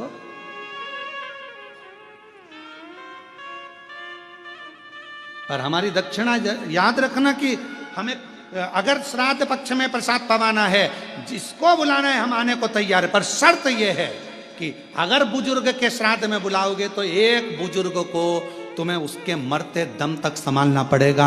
एक महिला के श्राद्ध में बुलाओगे तो एक बुजुर्ग महिला को, एक गरीबड़ी को, तेरे घर की बुजुर्ग महिला को तुझे संभालना पड़ेगा। ये दक्षिणा दे और संकल्प देना पड़ेगा। संकल्प अगर टूट गया तो समझ लेना तूने संकल्प किसको दिया? 12 ज्योतिर्लिंगों को। शिवर वाला महाराज केवल शंकर को भजता है, शिव का स्मरण करता है। इसलिए बड़ा सोचिए, केवल जो मर गए चले गए उनके प्रति श्रद्धा श्राद्ध नहीं है। श्रद्धा वो, श्राद्ध वो जो तुम्हारे घर में बैठे हैं, घर में रह रहे हैं, बुजुर्ग हैं, माता पिता हैं, चाहे अपने पति के माता पिता हो, चाहे पत्नी के माता पिता हो, जो हो उनका आदर होना चाहिए। क्योंकि श्राद्ध पक्ष में आप लोग कभी गया जी गए हो या पिंडदान करा हो तो उसमें 2 चीजें लगती है, एक पिता का पक्ष, एक माँ का पक्ष। इसलिए दोनों देखे जाते हैं। तुम्हारी पत्नी है तो उसका भी पक्ष देखा जाएगा, तुम्हारा पति है तो उसका भी पक्ष देखा है। दोनों के माता पिता का आदर करिए, दोनों के माता पिता का सम्मान करिए, दोनों के आदर पूर्णता का भाव रखिए, आपको सुख मिलेगा, आनंद मिलेगा, पूर्णता का।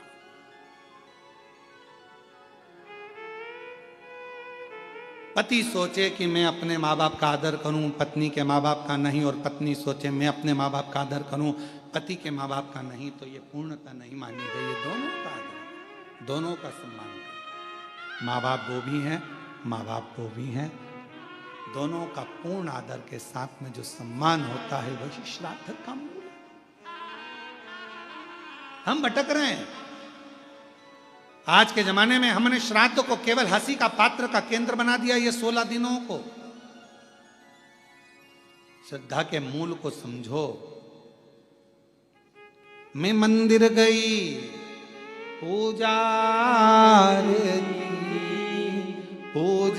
करते हुए ख्याल, कभी माँ बाप की सेवा की नहीं, फिर पूजा रचाने से क्या फायदा, कभी प्यास को पानी पिलाया नहीं, बात आंसू बहाने से क्या। ठीक है, आपके भीतर एक भाव उत्पन्न करो। श्राद्ध पक्ष की कथा सुन रहे हो, जितने आस्था चैनल पर कथा सुन रहे हैं, जितने फेसबुक यूट्यूब पर कथा सुन रहे हैं, बोल देना कि शिवर वाले महाराज को अगर श्राद्ध में बुलाना है प्रसाद पवाने के लिए तो दक्षिणा तैयार है, और वो दक्षिणा एक ही होगी, आपके घर के बुजुर्गों का आदर, आपके घर के बड़ों का सम्मान, श्रद्धा, उनके प्रति रुचि, ये हमको चाहिए। ये हमारी दक्षिणा है, ये हमारी दक्षिणा है।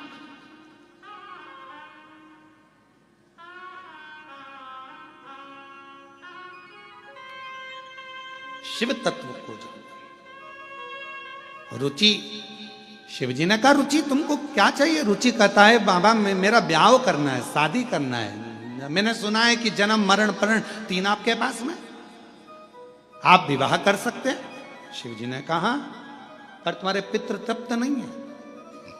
जब तुम्हें अपने पूर्वजों को पानी देना था, पिलाना था, तब तुम घर छोड़ गए।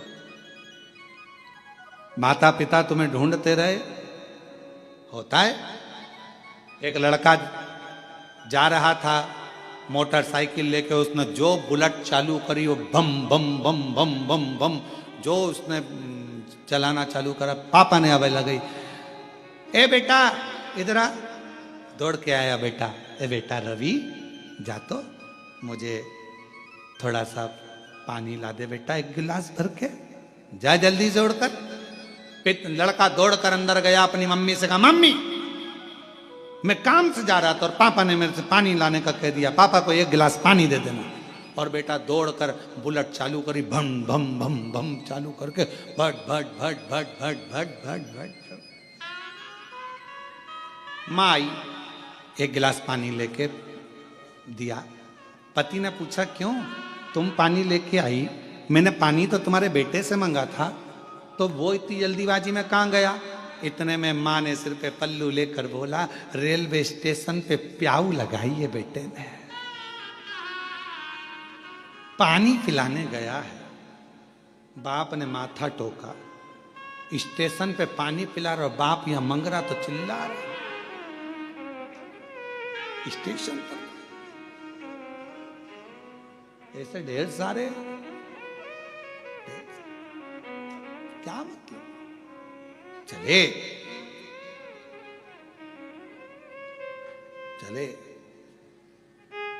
रुचि, जब तुम्हारे बुजुर्ग तुम्हारे से पानी मांग रहे थे तुमने घर छोड़ दिया, जब तुम्हारे बुजुर्ग तुमसे जल मांग रहे थे तुमने घर छोड़ दिया, और अब कहते हो कि मैं तुमको कुछ दूं? तो तुम्हें उन बुजुर्गों को प्रसन्न करना पड़ेगा, तुम्हारे पितरों को तृप्त करना पड़ेगा। तृप्ति का कोई मूल साधन जिससे मेरे पितृ तृप्त हो जाए। हाँ, राजा रुचि ने अपने पितरों के निमित्तार्थ ये कर्म किया, तभी इस कर्म को जैसे ही करा था, करते ही राजा रुचि को जो चाहिए था वो मिलने लगा। सामने से एक नदी के सम्मुख से एक स्त्री, सामने से एक सुंदर अप्सरा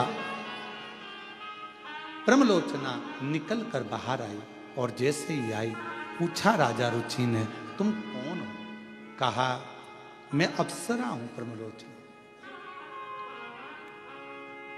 आपने पितरों को तृप्त करा है दीप लगाकर, क्या चाहिए तुम्हें? मेरा विवाह नहीं हो रहा, कोई कन्या चाहिए। राजा वरुण की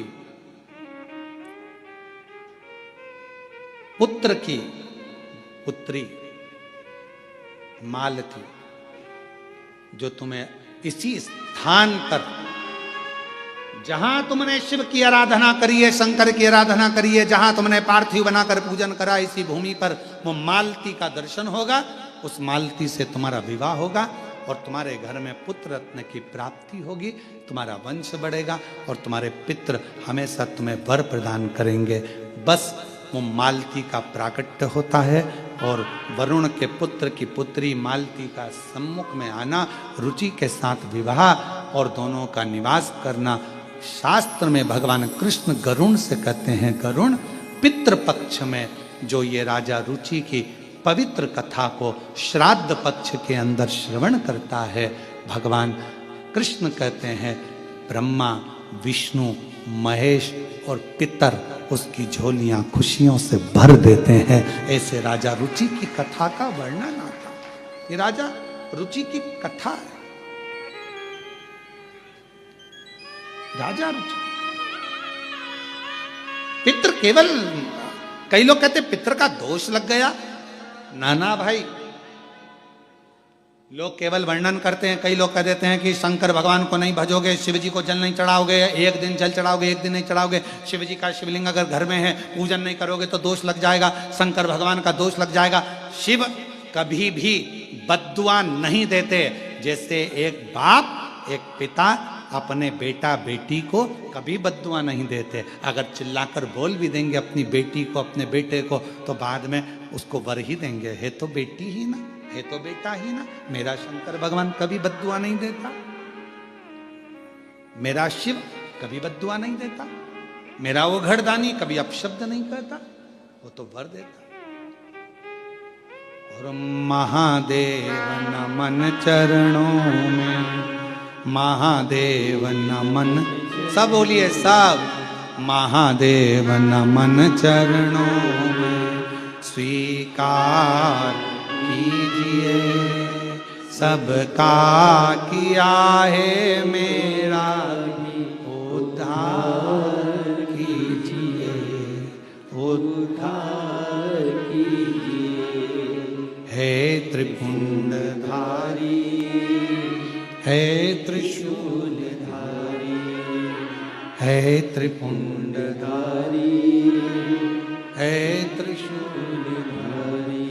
चरणों में तेरे बाबा जी पावन है चारों धाम, चरणों में तेरे बाबा जी पावन है चारों धाम। तेरी देव करते वंदना, पूजे हैं सीताराम। तेरी देव करते वंदना, पूजे सीताराम। हो जाए पूरी कामना, हो जाए पूरी कामना। वरदान दीजिए, सबका किया है मेरा भी उद्धार कीजिए, उद्धार कीजिए। है त्रिपुंडधारी, है त्रिशूलधारी, है त्रिपुंडधारी, है त्रिशूलधारी। महादेव नमन चरणों में स्वीकार कीजिए, सबका किया है मेरा भी उद्धार कीजिए, उद्धार कीजिए। है त्रिपुंडधारी, है त्रिशूलधारी। बाबा इतनी करुणा करिए, इतनी दया करिए, दया। और महादेव नमन चरणों में स्वीकार कीजिए, सबका किया है मेरा भी उद्धार कीजिए, उद्धार कीजिए। हे त्रिपुंडधारी, हे त्रिशूलधारी, है त्रिपुंडधारी, हे त्रिशूलधारी। आप भजो। हम प्रयास करेंगे नवरात्रि में, प्रयास करेंगे ऑनलाइन कथा आप लोगों को नवरात्रि में 7 दिन शिव शक्ति, शिव महापुराण की कथा आप लोगों को मिले और देवी भागवत से मिले, देवी भागवत से मिले ऑनलाइन। जितने भी शिव भक्त सुनेंगे, ज्यादा से ज्यादा भक्तों को ऑनलाइन मिले। हम प्रयास करेंगे, जहां से भी होगी आपको सूचना मिलेगी। ऑनलाइन रहती है इसलिए पहले सूचना नहीं देते थे, तो तुम ढेर सारे आ जाते।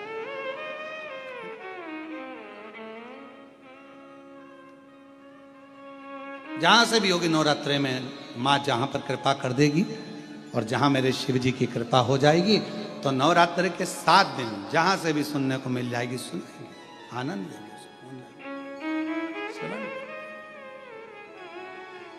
शिव शक्ति के साथ देवी भागवत पर आधारित उस कथा का लाभ लें अपने जीवन। महाराज कथा कर रही है, भगवान का पवित्र चरित्र का वर्णन कर। तो पितृपक्ष में प्रदोष के दिन 16 श्राद्ध में जो पितृपक्ष चल रहा है, 16 श्राद्ध चल रहे हैं, इसके अंदर जो प्रदोष आए, उस प्रदोष के दिन प्रदोष काल में एक चौमुखी दिया 4 बत्ती का दिया गाय के घी का, या तो पीपल का वृक्ष हो, बेलपत्र वृक्ष हो, या आंवले का वृक्ष हो, या बट वृक्ष हो, या तुलसी का क्यारा हो, या शंकर का शिवालय हो, कहीं पर भी शाम के समय प्रदोष काल में अवश्य लगाएं। और बाबा से पितरों के जो 4 नाम हैं, 4 दिशा से हम पर करुणा करें, कल्याण करें, हमारे दुख हरें, हमारे तकलीफ़ें हरें, हमारे दुख दूर करें, ऐसी कामना कर कर उन पितरों का आशीर्वाद मिले। 4 पितरों का नाम लेकर और शिव का नाम लेकर उसको प्रज्वलित करें। सुख सुख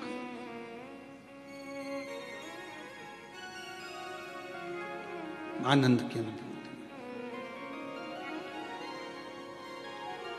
शिव तत्व की प्राप्ति का केंद्र बिंदु है।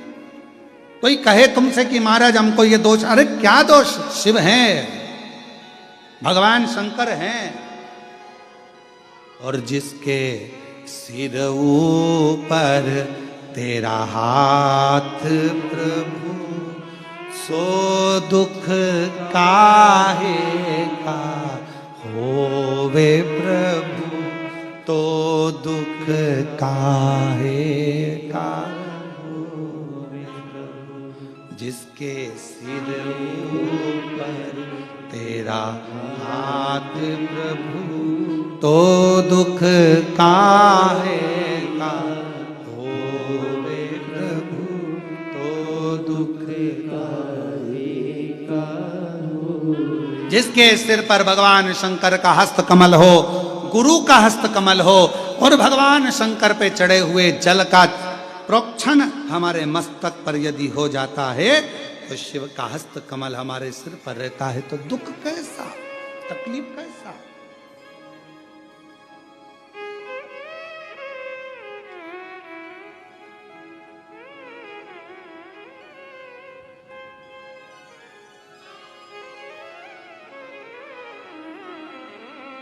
एक माताजी ने पूछा, क्यों गुरुजी, अगर कोई बंधन में हो और बंधन से मुक्त करना हो तो क्या करें?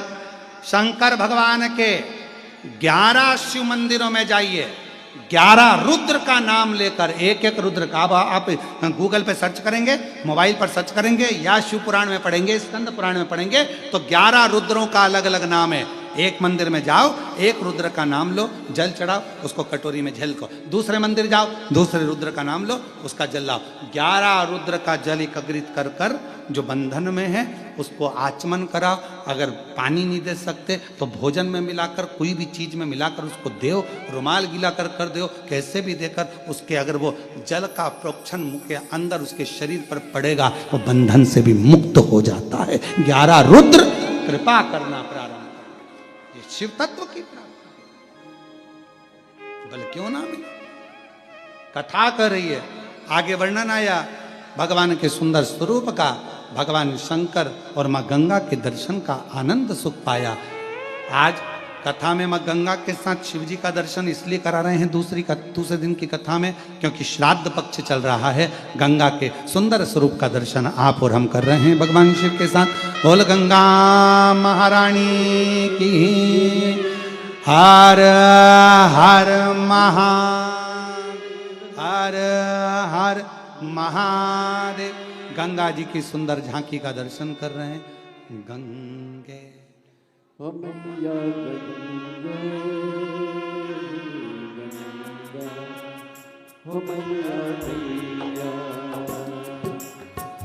गंगा महारानी की, कृष्णेश्वर महादेव की, हर हर महादेव।